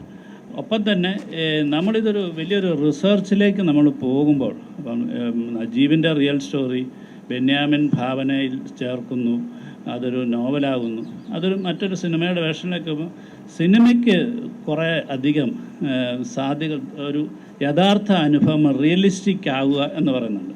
അപ്പോൾ ഉദാഹരണത്തിന് പറയാൻ, ഒരു വടിയുടെ നിഴൽ പോലും ഇല്ലാത്ത ഇടമെന്നൊക്കെയാണ് ബെന്യാമിൻ എഴുതിയിരിക്കുന്നത്. അങ്ങനെ നിഴലില്ലാത്ത ഒരു വെളിച്ചമില്ലല്ലോ എന്ന് പറയുന്നത്. അപ്പം ഈ പറയുന്നത് പോലെ തന്നെ ഓരോ കാര്യങ്ങളെ നമ്മൾ ഫേസ് ചെയ്യേണ്ടതായിട്ടുണ്ട്. ഇപ്പം ബന്ധുക്കളെന്ന് പറഞ്ഞു കഴിഞ്ഞാൽ അവരുടെ കൾച്ചർ ഞങ്ങൾ പുസ്തകത്തിലില്ലാത്തതാണ്. ബന്ധുക്കളുടെ കൾച്ചർ, അങ്ങനെ റൊട്ടി ഉണ്ടാക്കുന്നത്, അവരുടെ പാട്ടുകളെ, കാര്യങ്ങൾ, അവരുടെ രീതികളെ, സ്വഭാവങ്ങളെ ഒക്കെ എന്നുവെച്ചാൽ പുസ്തകത്തിന് അങ്ങനെ പറയേണ്ട ആവശ്യമില്ല. പക്ഷേ ഈ ഒരു ക്യാരക്ടർ അവതരിപ്പിക്കുമ്പോൾ ഈ ഡീറ്റെയിലിംഗ് ഒക്കെ അപ്പോൾ അതുകൊണ്ട് തന്നെ ഇതിൻ്റെ തുടക്കത്തിലുള്ള ഇത് പുസ്തകവുമായി വരുന്ന ആൾക്കാരുടെ ആദ്യം തന്നെ പുസ്തകം മടക്കി വെക്കണമെന്നുള്ളത് കൊണ്ടാണ് ഇതിൻ്റെ ഒരു നറേഷൻ്റെ രീതി തന്നെ തുടക്കത്തിൽ മാറ്റിക്കൊണ്ടിരിക്കുന്നത്. എങ്കിലും ലോകത്തിലുള്ള എല്ലാ, ഇപ്പം മാക്ബത്ത് പോലുള്ള സിനിമകൾ, പുസ്തകം, സാഹിത്യം പല രീതിയിൽ കുറേശ്ശെ ഉൾപ്പെടെയുള്ള ആൾക്കാർ സിനിമയാക്കിയിട്ടുണ്ട്. അവരെല്ലാം അവരുടേതായിട്ടുള്ള ഒരു സ്വാതന്ത്ര്യം ഉപയോഗിച്ചുകൊണ്ടാണ് ഈ അഡോപ്റ്റഡ് സ്ക്രിപ്റ്റ് എന്ന് പറയുന്നത്. അതല്ലാത്തതാണ് നമുക്കിപ്പോഴും നമ്മളൊരു പരാജയത്തിലേക്ക് പോകുക. പുതിയൊരു അനുഭവം ഏറ്റവും ഉദാഹരണമായി പറഞ്ഞു കഴിഞ്ഞാൽ, പുസ്തകത്തിൽ ഡെസേർട്ട് ക്രോസിങ്ങിനെ കുറിച്ച് അദ്ദേഹം എഴുതിയിരിക്കുന്നത് ഒരു പൂരക്കാഴ്ച കണ്ടു നടക്കുന്നത് പോലെ എന്നാണ് എഴുതിയിരിക്കുന്നതെങ്കിൽ ഞങ്ങൾ ഈ സിനിമയുടെ ഏറ്റവും കോറായിട്ട് ഏറ്റവും ഹൈലൈറ്റ് ചെയ്ത് ഞങ്ങളെ സ്പർശിച്ചത് കാര്യം ഈ ഡെസേർട്ട് ക്രോസിംഗ് ആണ്. അതാണ് ഏറ്റവും അധികം ഞങ്ങൾക്കും കോൺഫിഡൻസ് തന്നിരുന്നത്. എന്ന് വെച്ചാൽ ഇത് വായിച്ച ആളുടെ മനസ്സിലില്ല, വായനാനുഭവത്തിലില്ല എന്നുള്ളത് കൊണ്ട് തന്നെയാണ് അത് കൂടുതൽ ഏതാണ്ട് ഒരു 45 മിനിറ്റ്സിന് മേലെയാണ് ഡെസേർട്ട് എന്ന് പറയുന്നത് നമ്മൾ വിഷ്വലൈസ് ചെയ്തിരിക്കുന്നത്. അപ്പം ആ രീതിയിൽ സിനിമയുടെ ഭാഷ സംസാരിക്കണമെന്ന് വളരെ തുടക്കം മുതലേ സ്ക്രീൻ പ്ലേയിൽ ആലോചിച്ചു. എനിക്ക് തോന്നുന്നു ഡെസേർട്ടിൽ കിടന്ന് കഷ്ടപ്പെട്ടതിനേക്കാൾ വലിയ കഷ്ടപ്പാടാണ് ഇതെങ്ങനെ സ്ക്രിപ്റ്റാക്കുക എന്നുള്ളതിൻ്റെ ഒരു അങ്ങനെ തന്നെ. എനിക്ക് തോന്നുന്നത് ഇപ്പോൾ സിനിമ ഇതുവരെയുള്ള യാത്ര എന്തായിരുന്നു എന്ന് എല്ലാവരും നമ്മൾ ഒരുപാട് തവണ പറഞ്ഞു കഴിഞ്ഞു. ഇനി അങ്ങോട്ട് എങ്ങനെ യാത്ര എന്നുള്ളതാണ് ഏറ്റവും പ്രധാനപ്പെട്ട കാര്യം. അപ്പോൾ അതിനകത്ത് ആത്യന്തികമായി നമ്മൾ മലയാള സിനിമയെ എപ്പോഴും നമ്മൾ ചർച്ച ചെയ്യുമ്പോൾ മലയാള സിനിമ, ലോക സിനിമ എന്നൊരു സെഗ്രിഗേഷൻ, ഇപ്പോൾ പൃഥ്വി പറഞ്ഞ പോലെ പല കാര്യങ്ങളിലും സെഗ്രിഗേഷൻ കൊണ്ടുവരാറുണ്ട്, നമ്മളും അത് കൊണ്ടുവരാറുണ്ട്. നമ്മുടെ മനസ്സിലൊക്കെ അങ്ങനെ ഒരു ബോധമാണ് മലയാള സിനിമ എന്നുള്ളത്, ലോക സിനിമ മറ്റെന്തോ ആണ് എന്നുള്ള ഒരു സംഭവം.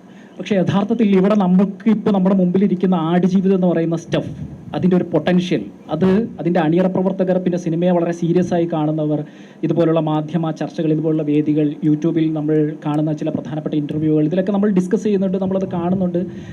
തിയേറ്ററുകളിൽ സിനിമ വൻ ഹിറ്റായിട്ടുണ്ട്, അതിൻ്റെ എല്ലാ രീതിയിലും വളരെ പോസിറ്റീവായി മുന്നോട്ട് പോകുന്നുണ്ട്. എന്നതിനപ്പുറത്ത് നമ്മളിതിനെ ലോകവേദിയിലേക്ക് കൊണ്ടുപോകുമ്പോൾ എങ്ങനെ അപ്രോച്ച് ചെയ്യണം, അല്ലെങ്കിൽ പൃഥ്വി പറഞ്ഞ പോലെ ഇപ്പോൾ അതിനകത്തുള്ള ഫിനാൻഷ്യൽ സപ്പോർട്ട്, ഒരു വലിയ പ്ലാറ്റ്ഫോമിൻ്റെ ഒരു പിന്തുണ നമുക്ക് വേണ്ടത് എന്നതൊക്കെ ഇരിക്കെ തന്നെയും അല്ലാതെ നമുക്ക് എന്തൊക്കെ ചെയ്യാൻ കഴിയും എന്നുള്ള ഒരു ഘടകമുണ്ടല്ലോ.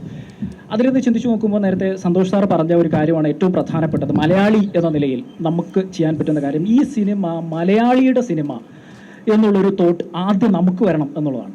നമ്മുടെ ഈ സിനിമയുടെ ഭാഗമായവർക്ക് മാത്രമല്ല, കേരളത്തിൽ മൊത്തത്തിൽ സിനിമയെ ഇഷ്ടപ്പെടുന്ന, സിനിമ വല്ലപ്പോഴും കാണുന്നവന് പോലും ഇത് നമ്മുടെ സിനിമ എന്നുള്ള, അവർ ഓൺ മൂവി എന്നുള്ള ഒരു സംഭവം ആദ്യം നമ്മുടെ ഉള്ളിൽ വരിക എന്നുള്ളതാണ്. അങ്ങനെ വരുമ്പോൾ സ്വാഭാവികമായിട്ട് നമുക്ക് വഴി തെളിയും.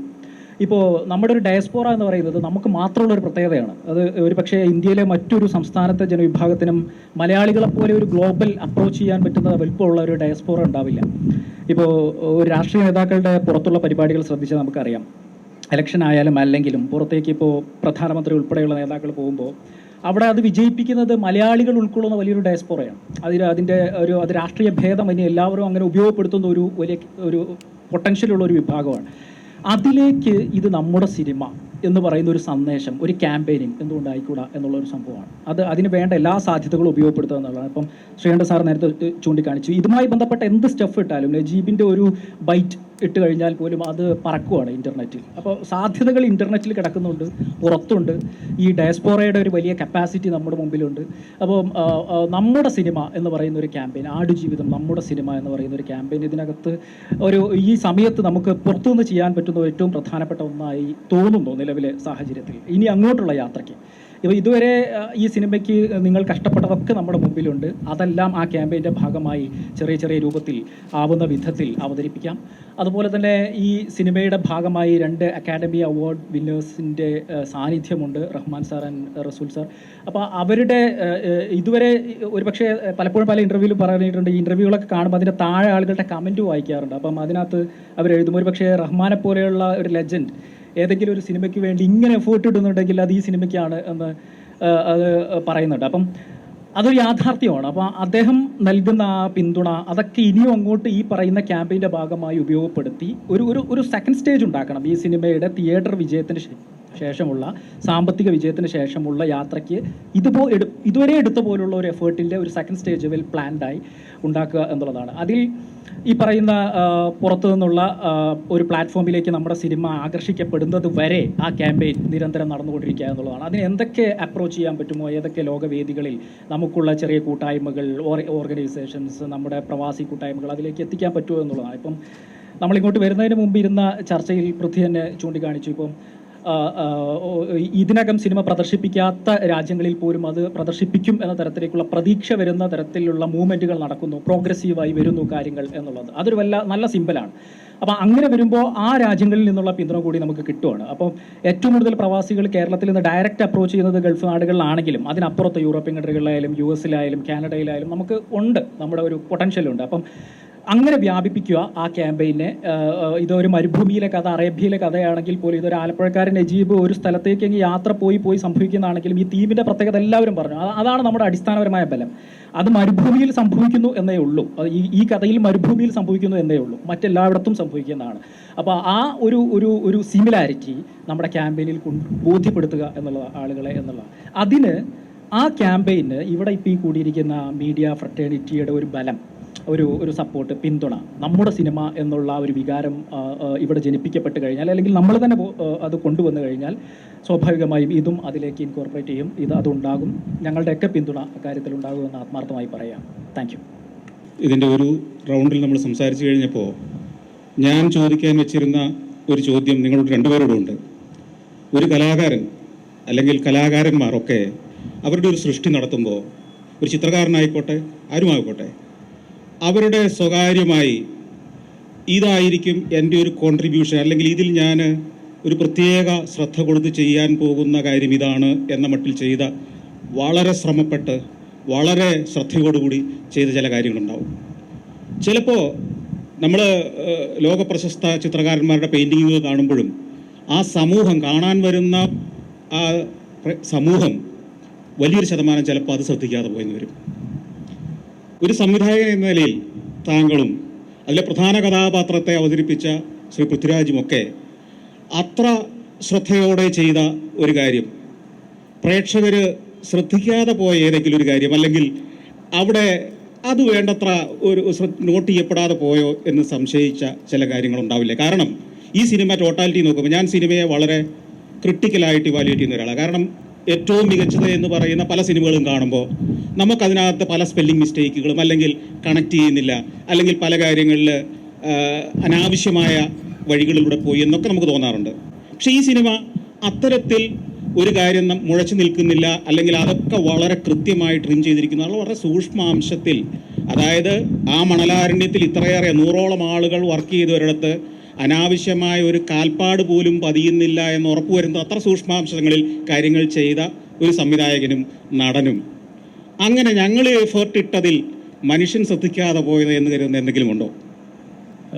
ഈ ചോദ്യങ്ങൾക്കൊക്കെ ഏറ്റവും അധികം ഞാൻ കടപ്പെട്ടിരിക്കുന്നത് എൻ്റെ ടീമിനോടാണ്. കാരണം ഇവിടെ പൃഥ്വിരാജ് എന്നൊരു നടനോ ബ്ലസ്സി എന്നൊരു സംവിധായകനോ ഹക്കീം, ഞാൻ അവനെ എന്നും ഹക്കീം എന്ന് വിളിക്കത്തുള്ളൂ, ഗോകുൽ എന്ന ഒരു നടനോ ആരുമില്ല. കാരണം എനിക്ക് തോന്നുന്നത് ഇത് ആദ്യ ഷെഡ്യൂൾ മുതൽ നമ്മൾ ചെയ്യുന്നത് നമുക്ക് സാധിക്കുന്നതിനും അപ്പുറമായ ഒരു മോഹത്തിലാണ് ചെയ്യുന്നത്. എനിക്ക് തോന്നുന്നു ഇതിന് എങ്ങനെയാണ് നമുക്ക് ചെയ്യുന്നതിനപ്പുറമായിരിക്കണം എന്ന് തോന്നുന്നൊരവസ്ഥ. അപ്പം ഇതിൽ പലപ്പോഴും രാജു ഒരു വലിയ പാലത്തിൻ്റെ മുകളിൽ നിന്ന് ചാടുന്നുണ്ട്. അപ്പം ഈ ചാടുന്നത് എനിക്കൊന്ന് എത്ര പ്രാവശ്യം ചാടിച്ചു എന്നുള്ളത് ചോദിച്ചു കഴിഞ്ഞാൽ, കാരണം ഇത് കുറച്ചൊക്കെ സാങ്കേതിക പ്രശ്നങ്ങളാണ്, ക്യാമറയിലുള്ള ഇഷ്യൂസ് കാര്യങ്ങൾ. അപ്പം ഈ ചാടുന്നതിൻ്റെ അത് വേറെ അല്ല, വലിയ ഭംഗി നോക്കേണ്ട കാര്യമില്ലല്ലോ. ഒപ്പം തന്നെ ചാടുന്ന കൂട്ടത്തിൽ താഴെ നിൽക്കുന്ന കുട്ടികൾ ചാടണം. അപ്പം ഇത് ചിലത് ചോദിച്ചിട്ട് എന്തിനാണ് ഇത് വളരെ ആരും ശ്രദ്ധിക്കാത്തതെന്ന് പറഞ്ഞപ്പോൾ, എന്തിനാണ് ഇയാൾ മേലെ ഒരു ഹീറോയിസം കാണിക്കാനാണോ? അപ്പോൾ ഞാൻ പറഞ്ഞു, നമ്മളൊക്കെ നാട്ടിൻപുറത്തുള്ള ഇപ്പം നമ്മൾ കുട്ടികളോടൊപ്പം ചേരും, അവരെ കളിച്ച് കാണിക്കും, അവരെ ചാടി കാണിക്കും, നീന്തി കാണിക്കും, അവരുടെ ഒരു വലിയ ചേട്ടനായിട്ടൊക്കെ മാറും. അപ്പം പിന്നീട് കാണാം ഈ കുട്ടികളൊക്കെ ഇങ്ങനെ മേലെ നിന്ന് ചാടുന്ന എന്നൊക്കെ. അപ്പോൾ ഇയാൾ ആ പ്രകൃതിയിൽ ഇങ്ങനെ ആ ഗ്രാമത്തിൽ ഇങ്ങനെ സൈന്യമായിട്ട് മാത്രമല്ല, അത് പക്ഷേ വളരെ പ്രകടമല്ല, അങ്ങനെ ഒരു സൗണ്ട് ചെയ്ത് പറയുന്നതല്ല. പക്ഷെങ്കിൽ നമുക്കത് കാണാൻ പറ്റും. അയാൾ അവിടെ നിന്ന് ചാടി കാണിക്കുമ്പോഴത്തേക്ക് താഴെ നിന്ന് കുട്ടികൾ ചാടുന്നു എന്നൊക്കെ പറയുന്ന കാര്യങ്ങൾ. അപ്പം ഇങ്ങനെ ഒരു ചെറിയ രീതികളിൽ പോലും നമ്മൾ സഞ്ചരിക്കാൻ ശ്രമിച്ചു എന്നുള്ളത് ഈ സിനിമയ്ക്ക് കിട്ടിയൊരു ഭാഗ്യമാണ്. അത് മനസ്സിലാക്കാൻ പറ്റുന്നു. നേരത്തെ പറഞ്ഞ പോലെ നമ്മൾ ഇതിൻ്റെ ഷൂട്ട് എന്ന് പറഞ്ഞാൽ അപൂർവമാണ്. ഇങ്ങനെ ഒരു ഷൂട്ട് നമുക്ക് എനിക്കൊന്നൊരു ഡിസൈൻ ചെയ്യുക എന്ന് പറഞ്ഞാൽ മലയാളത്തിൽ എനിക്ക് തോന്നുന്നില്ല. ഞങ്ങൾ ഇതുവരെ പറയാത്ത ചില കാര്യങ്ങളാണ് അതൊക്കെ എന്ന് പറഞ്ഞാൽ. എന്ന് വെച്ച് കഴിഞ്ഞാൽ ഞങ്ങൾക്ക് കൃത്യമായി ഒരു റിഹേഴ്സൽ ചെയ്യാൻ പറ്റത്തില്ല. കാരണം രാജു അവിടെ നിന്ന് നടന്നു വന്നു, ഹക്കീം അവിടെ നിന്ന് വന്നു, ഇവരെ കെട്ടിപ്പിടിച്ചു എന്ന് പറയുന്നത് ഇങ്ങനെ കാണിക്കാനേ പറ്റത്തുള്ളൂ. ഇവരവിടെ ബിഹേവ് ചെയ്യുക. അപ്പോൾ ഇവരിലേക്ക് അത് എത്രത്തോളം, അതായത് നമ്മൾ ഈ ലൈറ്റൊക്കെ അടിച്ചിട്ടാണ് ഇതിൻ്റെ ഒരു പൊസിഷൻസ് വെക്കുക. അപ്പം ഒരു സീനും നമുക്കൊരു റിഹേഴ്സ് ചെയ്ത്, സാധാരണ സിനിമയിലൊരു ഡ്രാമ റിഹേഴ്സ് ചെയ്ത് കാണിക്കുന്നത് പോലെ അങ്ങനെ എന്തെങ്കിലും ചെയ്യുന്നുണ്ടെന്നുണ്ടെങ്കിൽ ക്യാമറയ്ക്ക് പുറകിലോ അല്ലെ ഒരു അത്തരത്തിലുള്ള ഒരു ഈ എല്ലാവരുടെ ഒരു സമാനതകളുണ്ടല്ലോ. ഒപ്പം തന്നെ ഈ നമ്മൾ ഷൂട്ട് ചെയ്യുന്ന സമയം എന്ന് പറഞ്ഞാൽ നമ്മൾ ഈ ലൈറ്റ് ടെമ്പറേച്ചർ അനുസരിച്ച് നമ്മൾ ഷൂട്ട് ചെയ്യുന്നത്. ഇതിൻ്റെ ഒരു അപ്പം നടൻ എന്നുള്ള രീതിയിലുണ്ടാകുന്ന വലിയ മാനസിക പ്രശ്നമുണ്ട്. രാവിലെ ഇട്ട ഒരു മേക്കപ്പ് ആയിരിക്കത്തില്ല ഉച്ചയ്ക്ക് ഇടുക. അപ്പം രാവിലെ ഇട്ട ഒരു ഭാവത്തിൽ അല്ലെങ്കിൽ ആ ഇമോഷൻ ആയിരിക്കത്തില്ല ഉച്ചയ്ക്ക് വരിക. പക്ഷേ ഇത് ഇങ്ങനെ അങ്ങ് ടോട്ടലി സെറ്റാവുക. അപ്പോൾ ഇതിനകത്ത് രാജു വിവസ്ത്രനായി അഭിനയിക്കുന്ന ഒരു ഇതെന്ന് പറഞ്ഞു കഴിഞ്ഞാൽ അതൊരു എനിക്ക് തോന്നുന്ന ഒരു വലിയൊരു ഡോക്യുമെൻ്ററി. ഇത് നേരത്തെ പറഞ്ഞിട്ട് നമ്മൾ ചെയ്യുന്നില്ല എന്ന് വെച്ചത് പല കാരണങ്ങൾ കൊണ്ട്. പക്ഷേ അതിനുവേണ്ടി രാജു ഒരുപാട് അനുഭവിച്ചു. കാരണം ഒരു 2-3 ദിവസം ഡയറ്റ് നോക്കി വെള്ളമില്ലാതെ ഒക്കെ കഴിഞ്ഞു.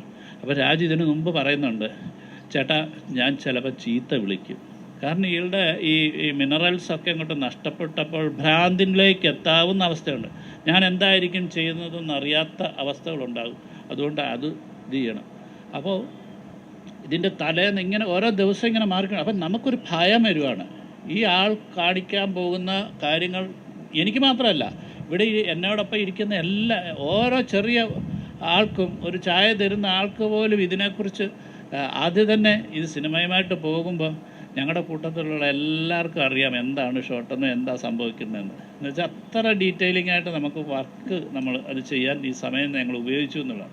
അപ്പം ഈ രാജു തലേന്ന് ഈ പറഞ്ഞ ശരീരത്തിൻ്റെ എല്ലാ ജലാംശവും വലിച്ചെടുക്കുവാനായിട്ടുള്ള എല്ലാ ക്രമീകരണങ്ങളും, ഈവൻ ഡീഹൈഡ്രേറ്റ് ചെയ്യാനായിട്ട് വോഡ്ക വരെ ഇങ്ങനെ ഏതാണ്ട് സ്പൂണുകൾ, അല്ല വെള്ളമടിക്കുക എന്നുള്ളതല്ല, സ്പൂണുകൾ കഴിച്ച് അങ്ങനെ ഇരിക്കുമ്പോൾ നമ്മൾ ഇത് ഒരു ആഫ്റ്റർനൂൺ ലൈറ്റിലാണ് ഇത് ഷൂട്ട് ചെയ്യേണ്ടത്. അപ്പം നമ്മൾ കാലത്ത് കംപ്ലീറ്റ് ക്രൂവിനെ കൊണ്ടുപോയി എന്താണ് ഷൂട്ട് ചെയ്യുന്നത്, എവിടെയാണ്, അതൊരു 8 ഷോട്ട് മറ്റാണ് എടുത്തു നിർത്തുന്നത്. എന്നുവെച്ചാൽ ആ ഒരു രീതിയിൽ, ആ ഇമോഷൻ്റെ കണ്ടിന്യൂറ്റിയിൽ.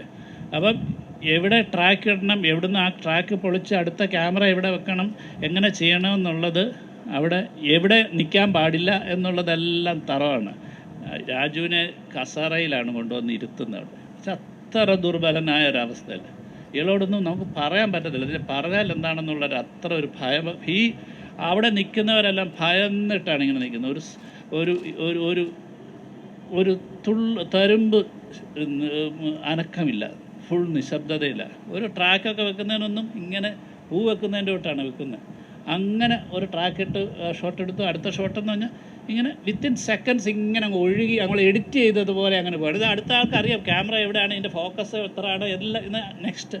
അപ്പോൾ അങ്ങനെയൊക്കെയുള്ള ഞങ്ങൾ ഈ അത്തരം ഒരു വലിയ ടീമിൻ്റെ ഒരു ഭയങ്കര ഒരു കോൺട്രിബ്യൂഷൻ ഈ സിനിമയ്ക്കുണ്ട്. അത് പക്ഷേ സിനിമയ്ക്കൊന്നും കാണാൻ പറ്റത്തില്ല.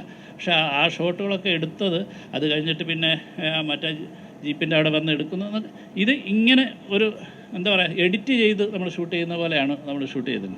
അപ്പോൾ അതൊരു എനിക്ക് എന്നോട് ഏറ്റവും അധികം അതുകൊണ്ട് തന്നെയാണ് എനിക്ക് തോന്നിയിട്ട് രാജു എന്ന് പറയുന്നൊരു നടനായിട്ടൊന്നും എൻ്റെ ഒരു അനുജനെ പോലെ അല്ലെങ്കിൽ ഹക്കീം എൻ്റെ മോനെ പോലെയൊക്കെ തോന്നുന്ന അവസ്ഥയിൽ കൂടെയാണ്. അതിന് കുറേയധികം സഹായിച്ചതെന്ന് വെച്ചാൽ ഞങ്ങൾ കോവിഡായിട്ട് കടന്ന സമയങ്ങളിൽ എന്ന് പറഞ്ഞാൽ അങ്ങനത്തെ ഒരു ഭയങ്കര ഒരു കുടുംബത്തില്ലാത്തൊരു ബന്ധം, ജ്യേഷ്ഠനും അനുജനും മക്കളും തമ്മിലില്ലാത്തൊരു ബന്ധമുണ്ടല്ലോ, അങ്ങോട്ടും ഇങ്ങോട്ടും പരസ്പരം സഹായിക്കുന്നതിനും ഇടപെടുന്ന, അതൊക്കെ ഒരുപാട് ഒരു വലിയൊരു ഈ സിനിമ നൽകിയ എക്സ്പീരിയൻസ് എന്ന് പറഞ്ഞാൽ മറ്റൊന്നാണ്. ഞാൻ സാർ ചോദിച്ച ചോദ്യത്തിന് ഞാൻ ആക്ച്വലി സ്പെസിഫിക് ആയിട്ട് ഉത്തരം പറയാം. ഇത് ആരും പറഞ്ഞില്ല എന്ന് ഞാൻ പറയുന്നില്ല. കുറച്ചധികം ആൾക്കാർ ഇത് സ്പോട്ട് ചെയ്ത് അപ്രീഷിയേറ്റ് ചെയ്തിട്ടുണ്ട്. അതുകൊണ്ട് അത് ആരും പറഞ്ഞില്ല എന്ന് പറയുന്നത് തെറ്റാണ്. എങ്കിലും അങ്ങനെ ഒരു ചർച്ചാ വിഷയമൊന്നും ആകാത്ത ഇതാണ്. ഇപ്പോൾ ഓരോ സിനിമയിലും നമ്മളൊരു കഥാപാത്രത്തിൻ്റെ ഒരു ഫൈനൽ മാനിഫെസ്റ്റേഷനിലേക്ക് വരുമ്പോൾ ഈ ആക്ടേഴ്സ് ഇൻ്റർപ്രിട്ടേഷൻ എന്ന് പറയുന്ന ഒരു ഭാഗം ഉണ്ടാവുമല്ലോ. അപ്പോൾ ഞാൻ സംവിധാനം ചെയ്യുന്ന സിനിമകളിലും ആ ഫൈനൽ പ്രോസസ്സ് എൻ്റെ ആക്ടറിൻ്റെ ആണ്. ആ അഭിനയിക്കുന്ന നടനോ നടിയോ ആണ് ഈ കഥാപാത്രത്തിൻ്റെ ആ ഒരു ഫൈനൽ മാനിഫെസ്റ്റേഷൻ അവരുടെ കയ്യിലാണ്. ആസ് എ ഡയറക്ടർ നമ്മൾ ഇവിടെ ഇരുന്നിട്ട് ഇത് ഫുള്ളി എൻ്റെ കൺട്രോളിലാണ് എന്ന് വിചാരിച്ചാൽ നമ്മൾ മണ്ടനാവുകയാണ് ചെയ്യുക. അപ്പോൾ ഒരു ആക്ടേഴ്സ് ഇൻ്റർപ്രിട്ടേഷൻ്റെ ഭാഗമായിട്ട് വന്നൊരു ചിന്തയാണ് ഞാൻ ഒരിക്കൽ ബ്ലസ് ചേട്ടനോട് ഷെയർ ചെയ്തത്. ഞാൻ പറഞ്ഞു, ബ്ലസ് ചേട്ടാ ഇയാളൊരു ഇനിഷ്യൽ ഇവിടെ വന്ന് പെട്ടതിൻ്റെ ഒരു ഫ്രസ്ട്രേഷൻ, ഇയാൾ ഈ ഇങ്ങനെ ദേഷ്യം പറഞ്ഞു തീർക്കുന്ന ആ ഒരു ഫേസ് കഴിഞ്ഞാൽ ഇയാൾ ഭാഷ ഉപയോഗിക്കുന്നുണ്ടാവില്ലല്ലോ. ഇയാൾ മലയാളം സംസാരിക്കാൻ ആരുമില്ല, ഇയാൾ പറഞ്ഞാൽ മനസ്സിലാകുന്ന ആരുമില്ല.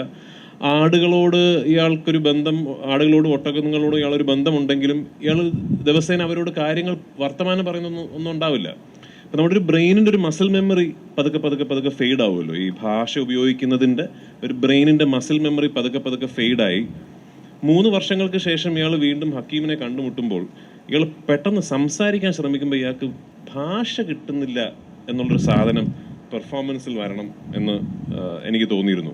അപ്പോൾ ബ്ലസ് ചേട്ടൻ അയ്യോ എടാ ഒന്ന് കേട്ട് ഭയങ്കര സന്തോഷം. അപ്പോൾ ഞാനത് ആക്ച്വലി ഹക്കീമിനെ മീറ്റ് ചെയ്യുന്ന സീനിലും ഇയാൾ എന്ത് വാക്കാണ് ഇപ്പോൾ ഈ സെൻറ്റൻസ് കൺസ്ട്രക്ട് ചെയ്യാൻ എന്ത് വാക്കുകളാണ് ഉപയോഗിക്കേണ്ടത് എന്നുള്ളൊരു സ്ട്രഗിൾ ഇയാൾക്കുണ്ട് എന്നുണ്ട്. അതിനുശേഷം ആ സീനിന് ശേഷം ഇത് ആക്ച്വലി ഞാൻ ടേക്കിൽ ചെയ്ത ബ്ലസ് ചേട്ടൻ ഓർമ്മയാണ്. ആ സീനിന് ശേഷം ഈ ഹക്കീം ഒരു കത്ത് വെച്ചിട്ട് പോകും ഒരു കല്ലിൽ. അപ്പോൾ ഞാൻ ഓടിപ്പോയി ആ കത്ത് എടുക്കുന്നുണ്ട്. അപ്പോൾ ടേക്കിൽ ചെയ്തതാണ്. ഫസ്റ്റ് ഞാൻ ആ കത്ത് എടുത്തിട്ട് വായിക്കാൻ കുറച്ചധികം നേരം ശ്രമിക്കും. എനിക്ക് മനസ്സിലാകില്ല, ഈ വാക്കുകൾ പിടികിട്ടുന്നില്ല. അപ്പോൾ കുറച്ചധികം നേരം ഇതിങ്ങനെ പേപ്പറിൽ നോക്കിയിട്ടാണ് ഇത് പിടിച്ചിരിക്കുന്നതെന്ന് ഇയാൾക്ക് സ്പോട്ട് ചെയ്യാൻ പറ്റുന്നത്. അപ്പോൾ അത് ഞാൻ അതൊരു ഡീറ്റെയിലിങ്, അയാളുടെ ലാംഗ്വേജ് ഇയാൾക്ക് ആർട്ടിക്കുലേറ്റ് ചെയ്യാനുള്ള കേപ്പബിലിറ്റി ഇയാൾക്ക് നഷ്ടപ്പെട്ടു തുടങ്ങിയിട്ടുണ്ടായിരിക്കുമല്ലോ എന്നുള്ളൊരു ഡീറ്റെയിലിംഗ് ഞാൻ അത് പക്ഷെ കുറച്ച് ആൾക്കാർ സ്പോട്ട് ചെയ്ത് പറഞ്ഞു. പക്ഷെ അങ്ങനെ വലിയൊരു ചർച്ച വന്നില്ല. നമ്മൾ അവസാന ഒരു റൗണ്ടിലേക്ക് കടക്കുന്നതിന് മുമ്പ് ഞാൻ ഇവരോട് തന്നെ വീണ്ടും ഒരു ചോദ്യം ചോദിക്കുകയാണ്. നമ്മൾ കേരള സമൂഹം, മലയാളി സമൂഹം, മാധ്യമ സമൂഹം, സാംസ്കാരിക സമൂഹം ഒക്കെ ഈ ഒരു മനോഹര ദൃശ്യ പരിപാടി അല്ലെങ്കിൽ പ്രോഡക്റ്റിനെ, ഞാൻ പ്രോഡക്റ്റ് എന്ന വാക്ക് തന്നെ പറയുകയാണ്, ലോകത്തിൻ്റെ മാർക്കറ്റിലേക്ക് പോകേണ്ട ഒരു പ്രോഡക്റ്റാണ്. ഒപ്പം ഇതൊരു കലാസൃഷ്ടി തന്നെയാണ്. ഇതെങ്ങനെയാണ് കേരള സമൂഹം ഇനി അടുത്ത ഘട്ടത്തിലേക്ക് കൊണ്ടുപോകേണ്ടത് എന്ന് നിങ്ങൾ എങ്ങനെയാണ് ആഗ്രഹിക്കുന്നത്? എന്താണ് ഞങ്ങൾ ചെയ്യേണ്ടതെന്ന് നിങ്ങൾക്ക് എന്തെങ്കിലും പറയാനുണ്ടോ ഞങ്ങളോട്? അത് ആക്ച്വലി ഏറ്റവും മനോഹരമായിട്ട് അദ്ദേഹമാണ് പറഞ്ഞത്. ഞാൻ അത് ഏറ്റവും നന്നായിട്ട് ആർട്ടിക്കുലേറ്റ് ചെയ്ത് അദ്ദേഹമാണ്. കാരണം എന്തുകൊണ്ട് ഇത്തരം ഇപ്പോൾ ഇദ്ദേഹം പറഞ്ഞതുപോലെ ഈ സിനിമയുടെ, ഞാനും നേരത്തെ മെൻഷൻ ചെയ്തു, ഈ സിനിമ തിയേറ്ററിൽ ഇറങ്ങി തിയേറ്ററിക്കലി ഇതിനെന്ത് സംഭവിക്കണം അല്ലെങ്കിൽ എന്ത് കിട്ടണം എന്നുള്ളതിന് നമ്മൾ വലിയ സന്തോഷവാന്മാരാണ്. ഒരു മലയാള സിനിമാ ചരിത്രത്തിൽ തന്നെ വളരെ കുറച്ച് സിനിമകൾക്ക് കിട്ടിയ ഒരു സ്വീകാര്യതയാണ് ആടുജീവിതം എന്ന സിനിമയ്ക്ക് മലയാള സിനിമാ പ്രേക്ഷകർ തന്നിരിക്കുന്നത്. ഇപ്പം ഇനി അങ്ങോട്ട് എന്ത് എന്നുള്ള ചിന്തയുടെ തുടക്കം എന്ന് പറയുന്നത് സത്യത്തിൽ എന്തിന് ഇങ്ങനെ സംഭവിക്കണം, നമ്മുടെ ഇവിടുത്തെ ലീഡിംഗ് മീഡിയ പേഴ്സണാലിറ്റീസിനെ കൊണ്ടൊരു ഡിസ്കഷനിലൂടെ തുടങ്ങണമെന്ന് ചിന്തിച്ചതിൻ്റെ പ്രധാന കാര്യം തന്നെ അദ്ദേഹം പറഞ്ഞതുപോലെ ഇത് ബ്ലസ്സിച്ചേട്ടൻ്റെയോ എൻ്റെയോ സിനിമ, ബ്ലസ്സിച്ചേട്ടനും എനിക്കും ഈ സിനിമയിൽ നിന്ന് ഇൻവെസ്റ്റ് ചെയ്ത പൈസ അല്ലെങ്കിൽ സാമ്പത്തികം എന്നൊക്കെ നോക്കുകയാണെങ്കിൽ നമ്മൾ ആക്ച്വലി മലയാളികളോട് കടപ്പെട്ടിരിക്കുന്നു. അത് അവർ തന്നു കഴിഞ്ഞു.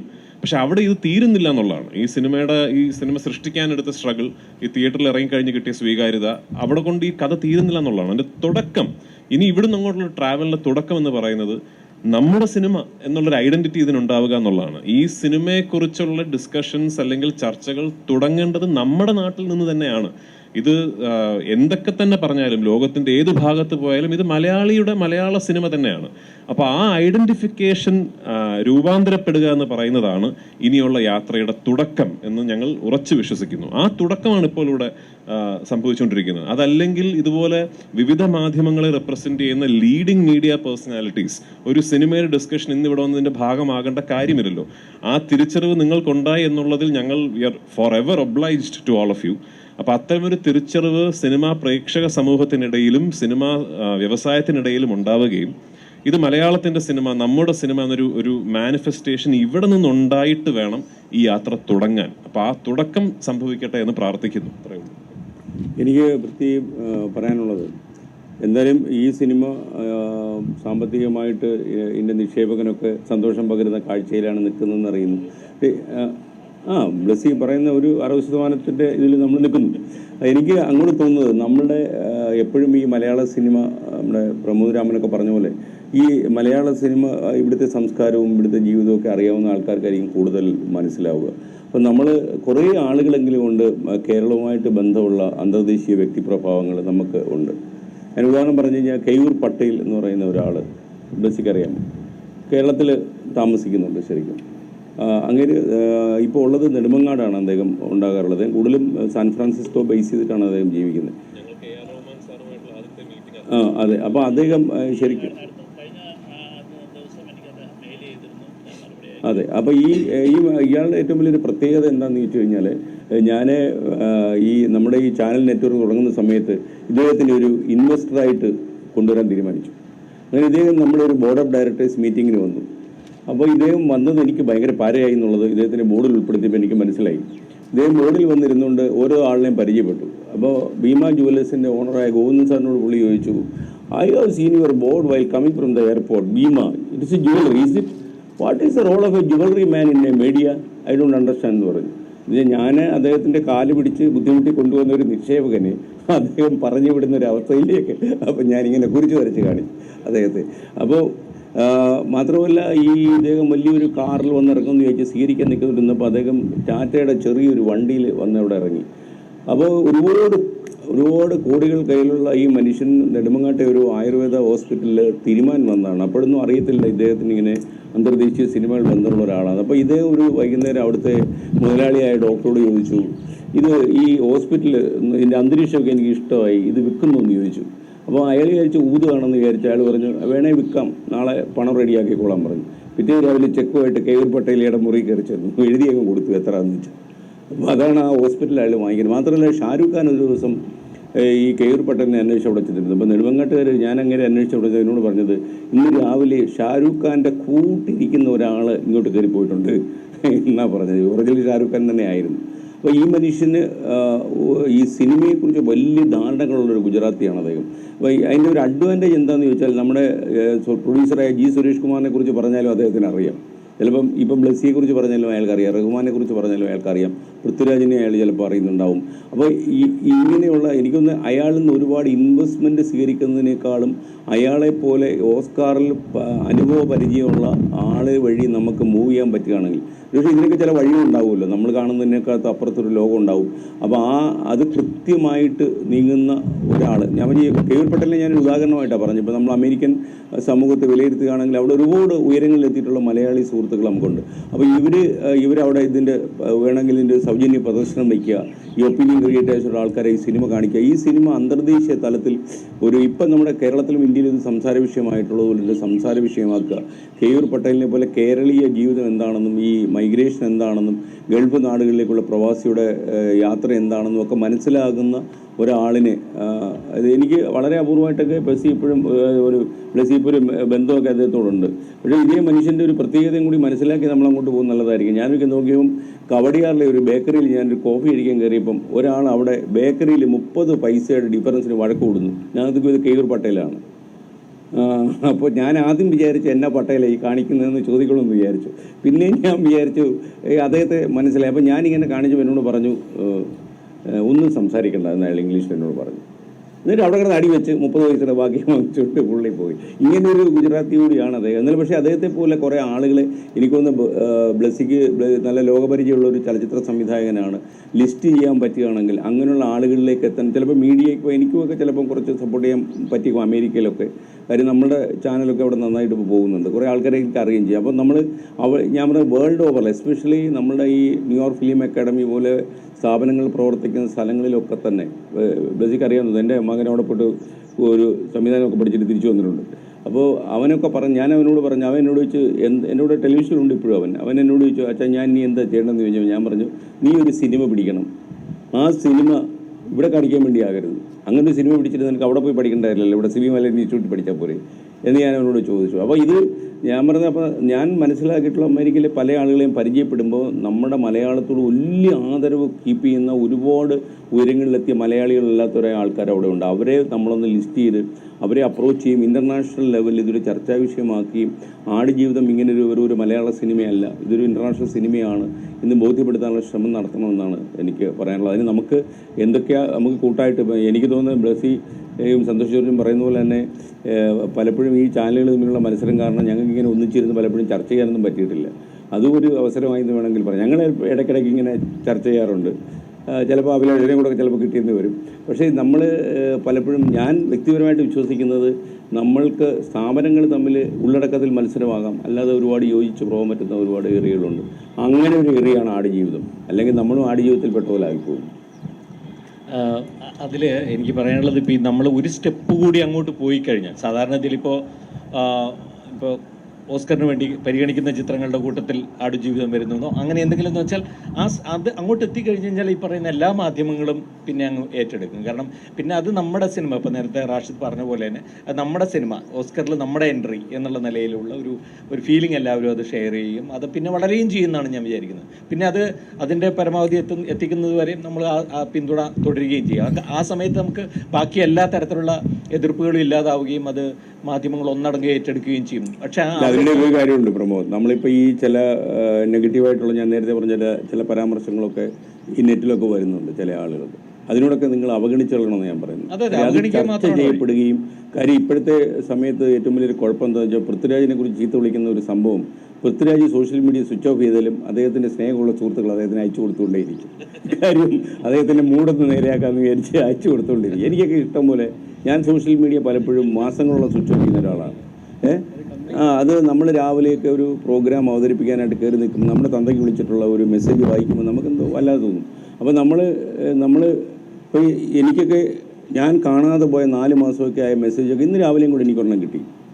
ഒരു 3 തലമുറയ്ക്ക് തകയുന്ന തെറി ഒരുത്തം വിളിച്ചിരിക്കുകയാണ്. അപ്പോൾ നമ്മൾക്ക് പക്ഷേ ഇത് നമ്മുടെ ജോലിയെ അത് തടസ്സപ്പെടുത്തും മാനസികമായിട്ട്. അപ്പോൾ നമ്മളത് ഇത് തുറക്കരുത് എന്നുള്ളതാണ് എൻ്റെ തീരുമാനം. അപ്പോൾ നിങ്ങളിത് പൂർണ്ണമായിട്ട് അവഗണിച്ച് കളയണം. കാരണം ഇത് ഇങ്ങനെയുള്ള കാര്യങ്ങൾ ഷെയർ ചെയ്യുന്നത് മലയാളിക്കൊരു പ്രത്യേക താല്പര്യം ചിലർക്കെങ്കിലും. അത് കാരണം നെഗറ്റീവായിട്ടുള്ള ചർച്ചകൾ ആടുജീവിതത്തിൻ്റെ പേരിൽ ഉണ്ടാകരുത്. അത് നമുക്ക് എല്ലാവരോടും പറഞ്ഞു വിലക്കാൻ പറ്റത്തില്ല, പക്ഷേ നമ്മൾ അവഗണിച്ച് കളയണമെന്ന് എനിക്ക്. അല്ല, അത് ശരിയാണ്. നെഗറ്റീവായിട്ടുള്ള ക്രിയാത്മകമായി ഇപ്പോൾ നെഗറ്റീവ് വിമർശനാത്മകമായിട്ടുള്ള അത് വെറും വ്യക്തി ഓറിയന്റഡ് ആയിട്ട് അല്ല, അത് ഞാൻ പറയുന്നത് അത് മാത്രമേ നമ്മൾ ശ്രദ്ധിക്കേണ്ടതുള്ളൂ. മറ്റത് യഥാർത്ഥത്തിൽ ഈ ക്രിട്ടിക്കൽ അനാലിസിസ് എന്ന് പറയുന്നത് ഇപ്പോൾ സന്തോഷ് ജോർജ് കുളങ്ങര പറഞ്ഞ പോലെ നമ്മളൊരു കാര്യത്തെ വിമർശനത്തോടെ സമീപിക്കണം. ഇന്നലെ അതിൻ്റെ മെറിറ്റും ഡീമെറിറ്റും മനസ്സിലായി. ഞാൻ പറഞ്ഞ ഇതല്ല. ഇതെന്ന് പറഞ്ഞാൽ പക്ഷപാതപരമായിട്ട് നമ്മൾ ചില മുൻവിധികളോട് നടത്തുന്ന ചില കമൻറ്റുകൾ, ഇവൻ അങ്ങനെയൊക്കെ ആയോ എന്ന് വെച്ചാൽ അങ്ങനെയുള്ള കമൻറ്റുകളൊക്കെ തീർച്ചയായിട്ടും. അപ്പോൾ ഞാൻ പറഞ്ഞു വന്നത് മറ്റൊരു കാര്യം എന്താ വെച്ചാൽ, ഇപ്പോൾ നമുക്ക് ഇന്റർനാഷണൽ ലെവലിൽ ഇതിനെ കൊണ്ടുപോകുന്ന സമയത്ത് ആടുജീവിതത്തിന് നമുക്കൊരു മുദ്ര ഈ പറഞ്ഞ രീതിയിൽ ഒരു അത് സിഗ്നിഫൈ ചെയ്യുന്ന, എന്താണ് ആടുജീവിതം എന്ന് സിഗ്നിഫൈ ചെയ്യുന്ന ഒരു സംഗതി നമുക്ക് മുന്നോട്ട്. ഇപ്പോൾ ഞാൻ പറയുന്നത്, ഇപ്പോൾ അഭയാർത്ഥികളെക്കുറിച്ചുള്ള നമ്മുടെ ഓർമ്മകൾ ആലോചിച്ച് കഴിഞ്ഞാൽ അതിനകത്ത് ഏറ്റവും പ്രധാനമായിട്ട് നമ്മളെ ഒരു ഷോട്ട് എന്ന് പറയുന്നത് ആ പടം അലൈൻ കുർദിയുടെ ആ തീരത്തടിഞ്ഞു കിടക്കുന്ന ആ കുട്ടിയുടെ പടമാണ് അല്ലേ. നമ്മളെല്ലാ കാലത്തും അത് ഏത് കാലത്തായാലും അതാണ് നമ്മുടെ മനസ്സിൽ വരുന്ന ഒരു ചിത്രം.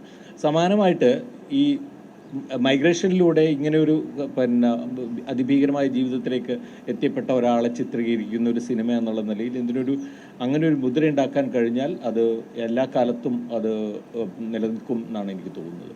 അത് ആ നിലയ്ക്ക് ആടുജീവിതം എന്ന് പറയുന്ന ടൈറ്റിലിന് ഭയങ്കരമായ സ്പേസ് ഉണ്ട്. ഗോഡ് ലൈഫ് എന്ന് പറയുന്ന ഭയങ്കര സാധ്യതയുണ്ടെന്നാണ് എനിക്ക് തോന്നുന്നത്. അത്യപൂർവമായൊരു ഒരു സ്ട്രെങ്ത് അതിനുണ്ട്. ഈ സിനിമ ഫെസ്റ്റിവലുകളിൽ നിന്ന് ഫെസ്റ്റിവലിലേക്ക് സഞ്ചരിച്ചാലാണോ കൂടുതൽ ഈ ഒരു വൈഡായ റേഞ്ചുകളിലേക്ക് എത്തുക, അതോ സിനിമ മറ്റൊരു പ്ലാറ്റ്ഫോമിൽ തിയേറ്റർ വിട്ട് OTT പോലുള്ള പ്ലാറ്റ്ഫോമിലേക്ക് എത്തിയാലാണോ കൂടുതൽ ആളുകളിലേക്ക് എത്തുക എന്നത്? അതിൻ്റെ ഫിക്സ്ഡ് ആയിട്ടുള്ളൊരു വഴിയില്ല. പല സാധ്യതകളുണ്ട്. ഇപ്പോൾ അത് ആടുജീവിതം എന്നുള്ളതല്ല, ഏതൊരു സിനിമയാണെങ്കിലും പല സാധ്യതകളുണ്ട്. ഇപ്പോൾ ഫോർ എക്സാമ്പിൾ ഈ സിനിമ നാളെ ഇന്നിപ്പോൾ നമ്മൾ ഈ സിനിമയെക്കുറിച്ച് അറിയാവുന്നത് ഇതിൻ്റെ മേജർ നെറ്റ്വർക്ക്സിൻ്റെ ഇന്ത്യൻ ഡിവിഷൻസിനായിരിക്കാം. ഇപ്പോൾ ഫോർ എക്സാമ്പിൾ നെറ്റ്ഫ്ലിക്സ് ഇന്ത്യ അല്ലെങ്കിൽ ആമസോൺ ഇന്ത്യ അല്ലെങ്കിൽ ഡിസ്നി ഇന്ത്യക്കായിരിക്കാം ഈ സിനിമയെക്കുറിച്ച് ഇന്ന് വളരെ വ്യക്തമായിട്ട് അറിയാവുന്നത്. ഇപ്പോൾ അവിടെ നിന്നൊരാൾ ഇതൊരു ട്രൂലി ഒരു ഇൻ്റർനാഷണൽ സിനിമയാണ് എന്ന് പറഞ്ഞ് US അവരുടെ ഹെഡിന് ഈ സിനിമ കാണിച്ചു കൊടുത്തു. അപ്പോൾ അവർ പറയുകയാണ്, ഓക്കെ, ഇതിനൊരു ലെജിറ്റിമേറ്റ് ചാൻസ് ഉണ്ട്, ഇതൊരു ഗ്ലോബൽ സിനിമയാകാൻ ഒരു ലെജിറ്റിമേറ്റ് ചാൻസ് ഉണ്ട്. We could potentially think of ഇതിൻ്റെ ഒരു ഓസ്കാർ അല്ലെങ്കിൽ ഇന്റർനാഷണൽ ക്യാമ്പയിൻ നമ്മൾ ഹോസ്റ്റ് ചെയ്യാം. ഓഫ് കോഴ്സ് ഇതിൻ്റെ ഡിജിറ്റൽ സ്ട്രീമിംഗ് കാര്യങ്ങൾ ഞങ്ങൾ ഓൺ ചെയ്യും. തുടർന്നുള്ള ഇതിൻ്റെ ആൻസിലറി റവന്യൂസ്, അത്തരം ഇപ്പോൾ ഇതിനൊരു ഓസ്കാർ ക്യാമ്പയിൻ അല്ലെങ്കിൽ ഒരു നോമിനേഷൻ്റെ വക്കത്ത് വരെയൊക്കെ എത്തിയാൽ ഒരുപാട് ആൻസിലറി റവന്യൂ ചാനലുകൾ ഓപ്പൺ ചെയ്യപ്പെടും. അതെല്ലാം ഞങ്ങൾ ഓൺ ചെയ്യും എന്നൊക്കെ ഒരു കണ്ടീഷൻ അവർക്ക് വെച്ചേക്കാം. അതൊരു സാധ്യതയാണ്. സെക്കൻഡ്ലി, ഈ പറയുന്ന പോലെ ഏതെങ്കിലും ഒരു ഇന്റർനാഷണൽ ഫിലിം ഫെസ്റ്റിവലിൽ ഈ സിനിമ പ്രദർശിപ്പിക്കപ്പെടുകയും അവിടെ നിന്നൊരു ചർച്ച ഉണ്ടാവുകയും ഒരു ടെററിസ്റ്റ് എന്ന സിനിമ ഒരു ജോൺ മാൽക്കോവിച്ച് കണ്ട പോലെ അവിടെ വെച്ച് ഒരാളിത് കാണുകയും ചെയ്ത് അങ്ങനെ ഒരു സാധ്യത ഉണ്ടായേക്കാം. പക്ഷേ ഈ സാധ്യതകൾക്കൊക്കെ തന്നെ തുടക്കം എന്ന് പറയുന്നത് ആക്ച്വലി ഇതാണ്. ഇപ്പോൾ പാരസൈറ്റ് എന്ന് പറഞ്ഞ സിനിമ അത് സൃഷ്ടിക്കപ്പെട്ട രാജ്യത്ത് അതിനെക്കുറിച്ച് ഭയങ്കരമായ ഒരു ചർച്ച ഉണ്ടാവുകയും അത് അവരുടെ ഒരു ആ വർഷത്തെ ഏറ്റവും നല്ല സിനിമയാണെന്ന് അവിടെ ഒരു ഡിസ്കഷൻ ഉണ്ടാവുകയും ക്രൗച്ചിങ് ടൈഗർ ഹിഡൻ ഡ്രാഗൺ എന്ന് പറഞ്ഞ സിനിമ ചൈനയിൽ ഭയങ്കരമായിട്ട് ഒരു ചർച്ച ഉണ്ടാവുകയും ചെയ്തതിന്റെ ഒരു ഓഫ് ഷൂട്ട് ആയിട്ടാണ് പിന്നീട് ഇതെല്ലാം സംഭവിക്കുക.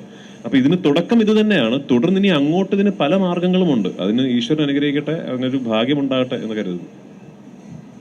എനിക്ക് തോന്നുന്നത് ഇപ്പോൾ നമ്മുടെ സിനിമ എന്നുള്ള നിലയിലുള്ള ചർച്ച ഇവിടെ സ്വാഭാവികമായി തന്നെ ഉണ്ടാവും. കാരണം ഇതിനൊരു നോമിനേഷൻ കിട്ടുകയാണെങ്കിൽ അതല്ലെങ്കിൽ ഏതെങ്കിലും ഒരു ഫോർത്തിൽ കോമ്പീറ്റ് ചെയ്യപ്പെടുമ്പോൾ സ്വാഭാവികമായും മലയാളികൾ ആ നിലയ്ക്ക് തന്നെയാണ് ചിന്തിക്കുക. അതിപ്പോൾ നമ്മൾ സോഷ്യൽ മീഡിയ എടുത്താൽ ഈവൻ സിനിമ കാണാത്ത ആളുകൾ പോലും സപ്പോർട്ട് ചെയ്യുമെന്നാണ് എനിക്ക് തോന്നുന്നത്. പിന്നെ ഇതൊരു മറ്റൊരു തരത്തിൽ ഗ്ലോബലി ചർച്ച ചെയ്യപ്പെടാൻ ഇപ്പോൾ പല രാജ്യങ്ങളിലും ഇന്ത്യൻ ഡയസ്പോറ വളരെ വളരെ വളരെ ശക്തമാണ്, പലയിടത്തും നെറ്റ്വർക്ക്ഡാണ്. ഇവർക്ക് രണ്ടുപേർക്കും അത് നന്നായിട്ട് അറിയുകയും ചെയ്യും. ഇപ്പോൾ 24 ന്യൂസൊക്കെ ഞാൻ ഒരിക്കൽ അമേരിക്ക പോയപ്പോൾ വലിയ തോതിൽ അവിടെ അവർ തന്നെ സ്വന്തമായിട്ട് ക്യാമ്പയിൻ ചെയ്യുന്ന മരം നടൽ പോലെ അല്ലെങ്കിൽ മാരത്തോൺ പോലെ സ്വന്തം എന്ന് വെച്ചാൽ അവിടുത്തെ മലയാളികൾ തന്നെ എല്ലാ സ്റ്റേറ്റിലും ഉള്ള മലയാളികൾ ഒരു നെറ്റ്വർക്കായി അവർക്ക് ആ നിലയ്ക്ക് കമ്മ്യൂണിക്കേറ്റ് ചെയ്യാൻ കഴിയുന്ന വിധത്തിലുള്ള സംഗതിയുണ്ട്. അപ്പോൾ അത്തരം ഇടങ്ങളിലൊക്കെ സ്ക്രീനിങ്ങുകളോ അവിടെ ആ നിലയ്ക്ക് നമ്മുടെ കമ്മ്യൂണിറ്റി അത് ചർച്ച ചെയ്യുകയാണെന്നുണ്ടെങ്കിൽ അത് കുറച്ചുകൂടി അടുത്ത ലെവലിലേക്ക് അവരുടെ സ്വാഭാവികമായി അവരുടെ കോവർക്കേഴ്സ് അതല്ലെങ്കിൽ അവർക്ക് സ്വാധീനിക്കാൻ കഴിയുന്ന ആളുകൾ, ഞാൻ പറഞ്ഞ സാധാരണ ജനങ്ങൾ.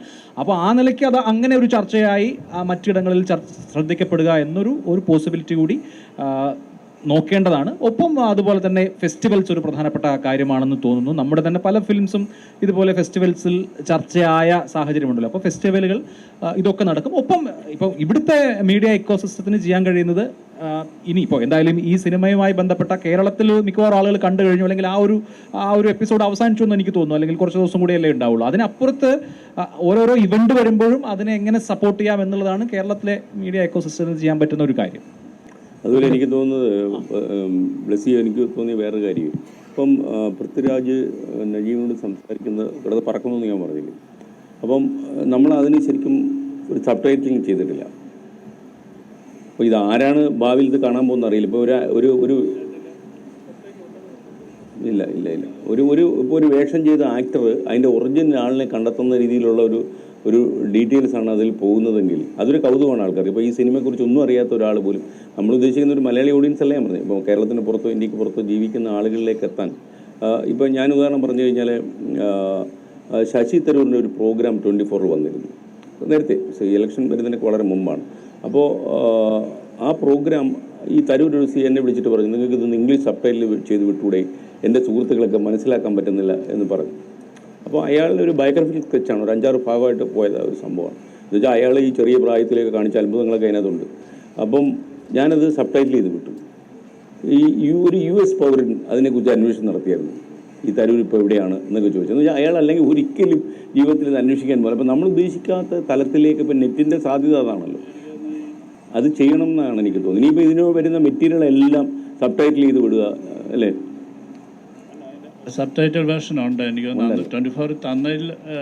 ഞാൻ 24 അല്ല കണ്ടത്, യൂട്യൂബിലാണ് കണ്ടത്. ആണോ? 24 ഇതെല്ലാം കൂടെ ചേർത്തൊരു പ്രോഗ്രാം ആക്കി മൊത്തം വൃത്തി ചെയ്തതും എല്ലാം കൂടെ ചേർത്തൊരു സംഭവമായിട്ടാണ്. അല്ല, ഞാൻ ഈ മെറ്റീരിയൽ മാത്രമല്ല, നമ്മളിനി ആട് ജീവിതത്തെക്കുറിച്ച് വിടുന്ന എല്ലാ മെറ്റീരിയലും ഇത് ഇന്റർനാഷണൽ ഓഡിയൻസിനെ ഞാൻ അഡ്രസ്സ് ചെയ്യുന്നു എന്നതിൽ വിടുന്ന നല്ലതായിരിക്കും. എനിക്കിതൊരു ഈ തരൂർ എന്നോട് പറഞ്ഞപ്പോൾ ഞാനത് കാര്യമായിട്ട് എടുത്തൊന്നുമില്ല, പിന്നെ അങ്ങനെ പ്രഷർ കൊണ്ട് ഞാൻ ശ്രമിച്ചതാണ്. അപ്പോൾ അത് കഴിഞ്ഞപ്പോഴാണ് അതിൻ്റെ റെസ്പോൺസ് വേറെ ടൈപ്പ് ഓഡിയൻസിൽ നിന്നാണ്. തീർച്ചയായിട്ടും ചെയ്യാം. അതുപോലെ ഇതിനകത്ത് ഇപ്പം നേരത്തെ പൃഥ്വി പറഞ്ഞ ഒരു പോയിന്റ് എനിക്ക് വളരെ സ്ട്രൈക്കിംഗ് ആയി തോന്നി. എന്ന് വെച്ചാൽ ഈ ആടുജീവിതം പൃഥ്വിയല്ല ചെയ്യുന്നിരുന്നു എങ്കിൽ പോലും ഇതിൻ്റെ ഒരു പൊട്ടൻഷ്യൽ മനസ്സിലാക്കി പൃഥ്വിക്ക് ക്യാപ്പബിലിറ്റി ഉണ്ടായിരുന്നുവെങ്കിൽ ഒരു പക്ഷേ പൃഥ്വി അതിൻ്റെ കാര്യങ്ങൾ മുന്നോട്ട് കൊണ്ടുപോകാൻ ഒരു ഗ്ലോബൽ വേദിയിലേക്ക് കൊണ്ടുപോകാൻ ചെയ്യുമായിരുന്നു എന്നുള്ളത്. ആ തോട്ട് പ്രോസസ്സ് ഇപ്പോൾ നമ്മളിവിടെ ഇരുന്ന് ചർച്ച ചെയ്യുമ്പോൾ നമുക്ക് എല്ലാവർക്കും ആ ഒരു മനസ്സ് വരുന്നു. ഇതേ രീതിയിൽ നമ്മുടെ ഫ്രറ്റേണിറ്റിക്കകത്ത്, ഫിലിം ഫ്രറ്റേണിറ്റിക്കകത്ത് മലയാളത്തിൽ ഇപ്പോൾ ഒരു ഉദാഹരണം പറയുകയാണെങ്കിൽ നമ്മൾ തൊട്ടപ്പുറത്ത് തമിഴ്നാട്ടിലോട്ട് നോക്കുകയാണെങ്കിൽ റീസെൻ്റ്ലി നമ്മൾ കണ്ട ഒരു ഓഡിയോ ലോഞ്ചോ അതോ സിനിമയുടെ പ്രൊമോഷനോ ഭാഗമായി നമ്മുടെ പൊന്നിയൻ സെൽവത്തിൻ്റെ നമ്മൾ ഓർക്കുന്ന ആ ഇൻഡസ്ട്രിയിലെ ഒരുമാതിരിപ്പെട്ട ജൂനിയർ സീനിയർ വ്യത്യാസമില്ലാതെ എല്ലാ താരങ്ങളും അണിയറ പ്രവർത്തകരും വന്ന് നിരന്നു ഇതിൻ്റെ പോസിബിലിറ്റി എനിക്ക് അറിയില്ല. പക്ഷേ ഞാൻ ഈ ഒരു പ്ലാറ്റ്ഫോമിൻ്റെ ഒരു ചർച്ചയുടെ ഇമ്പോർട്ടൻസ് അതിൽ ഒക്കെ ഊന്നിക്കൊണ്ടാണ് എന്നുള്ളത് കൊണ്ട് മാത്രം പറയുകയാണ്. അങ്ങനെ ഒരു സാധ്യതയെക്കുറിച്ചും ആരായാവുന്നതാണ്. ദിസ് എ പോസിബിലിറ്റി എന്നുള്ള നിലയ്ക്ക് മാത്രം പരിഗണിച്ചാൽ മതി. അപ്പം പുറത്തു നിന്നുള്ള മറ്റ് എലമെൻറ്റുകളുടെ ഒക്കെ പിന്തുണയുടെ കൂടെ ഇവിടെ ഇതിനകത്ത് നിന്ന് തന്നെ ഒരു ഫോം നമ്മുടെ സിനിമ എന്നുള്ള ഒരു കൺസെപ്റ്റിലേക്ക് ഒരു ഫോർമേഷൻ ഉണ്ടാവുകയാണെങ്കിൽ അത് നന്നാവും എന്ന് തോന്നുന്നു. ഈ നെക്സ്റ്റ് ഫ്യൂ ഡേയ്സിനുള്ളിൽ രജനീകാന്ത് സിനിമ കാണാനായിട്ട് ചോദിച്ചിട്ടുണ്ട്. അപ്പോൾ അങ്ങനെയുള്ള അപൂർവമായി ചിലരെങ്കിലുമൊക്കെ ഇങ്ങോട്ട് ആവശ്യപ്പെടുന്നുണ്ട് സിനിമ കാണാനായിട്ട്. വലിയൊരു സ്വപ്നം മനസ്സിൽ കൊണ്ട് നടക്കുന്ന ഒരു ടീമിനൊപ്പം ഇനി അങ്ങോട്ട് മലയാളി സമൂഹം കൂടി ചേർന്ന് പ്രവർത്തിക്കുമ്പോൾ ലോകമെങ്ങുമുള്ള മലയാളി പ്രവാസികൾക്ക് അവരുടെ നാട്ടിൽ, അവർ ജോലി ചെയ്യുന്ന നാട്ടിൽ അഭിമാനത്തോടെ, ആത്മാഭിമാനത്തോടെ ജീവിക്കാൻ കരുത്ത് നൽകുന്ന ഒരു അവാർഡായി അല്ലെങ്കിൽ ഒരു റെക്കഗ്നീഷനായി മാറാനുള്ള ഒരു ഉപകരണമായി ആടുജീവിതം മാറട്ടെ എന്ന് ഞാൻ ആശംസിക്കുകയാണ്. കാരണം ലോകമെങ്ങും മലയാളികൾ എത്തുന്നുണ്ട്, അവിടെയൊക്കെ തൊഴിലെടുത്ത് ജീവിക്കുന്നുണ്ട്. നമുക്കറിയാം, മറ്റൊരു നാട്ടിലേക്ക് തൊഴിൽ തേടി പോകുന്ന ഏതൊരാളുടെയും ജീവിതം, മാനസികാവസ്ഥ ഒരു തരത്തിലല്ലെങ്കിൽ മറ്റൊരു തരത്തിൽ ഒരു നജീബിൻ്റേതാണ്. കാരണം അവിടെ നമുക്ക് വലിയ അധികാരാവകാശങ്ങളുള്ള ഒരു നാടല്ല അവിടെ ഒന്നും. അവിടെ നമ്മളെ ആ നാട്ടുകാരൻ കാണുന്നത് എങ്ങനെയെന്നും അല്പം വിവാദ പരാമർശമാണെങ്കിൽ കൂടി പറയാതിരിക്കാൻ തരവില്ല, നമ്മൾ ഒരു രണ്ടാം തരം പൗരനായിട്ട് തന്നെയാണ്. അവിടെ എപ്പോഴും സ്വന്തം നാട്ടിൽ എന്തെങ്കിലും അത്ഭുതം നടക്കുന്നുണ്ടോ എന്ന് നോക്കിയിരിക്കുന്ന ആളുകളാണ് ഓരോ പ്രവാസിയും. സ്വന്തം നാട്ടിൽ ജീവിക്കുമ്പോൾ നാടിനെ, ഭരണാധികാരികളെ, ഇവിടുത്തെ നേട്ടങ്ങളെ ഒക്കെ വിമർശിക്കുന്നവരാകുമ്പോൾ പോലും ഈ നാട് വിട്ടുകഴിയുമ്പോൾ എല്ലാവരുടെയും കണ്ണിങ്ങോട്ടാണ്. ഇവിടെ എന്ത് നടക്കുന്നു? ഇവിടെ ബഹിരാകാശത്തേക്ക് ഒരു റോക്കറ്റ് കുതിച്ചു വരുമ്പോൾ, ഇവിടെ ഒരു ഹൈസ്പീഡ് ട്രെയിൻ ഇനാഗ്രേറ്റ് ചെയ്യപ്പെടുമ്പോൾ ഒക്കെ വിദേശത്തിരുന്ന് മനസ്സുകൊണ്ട് കൈയടിക്കുന്ന ആളുകളാണ് മലയാളികൾ.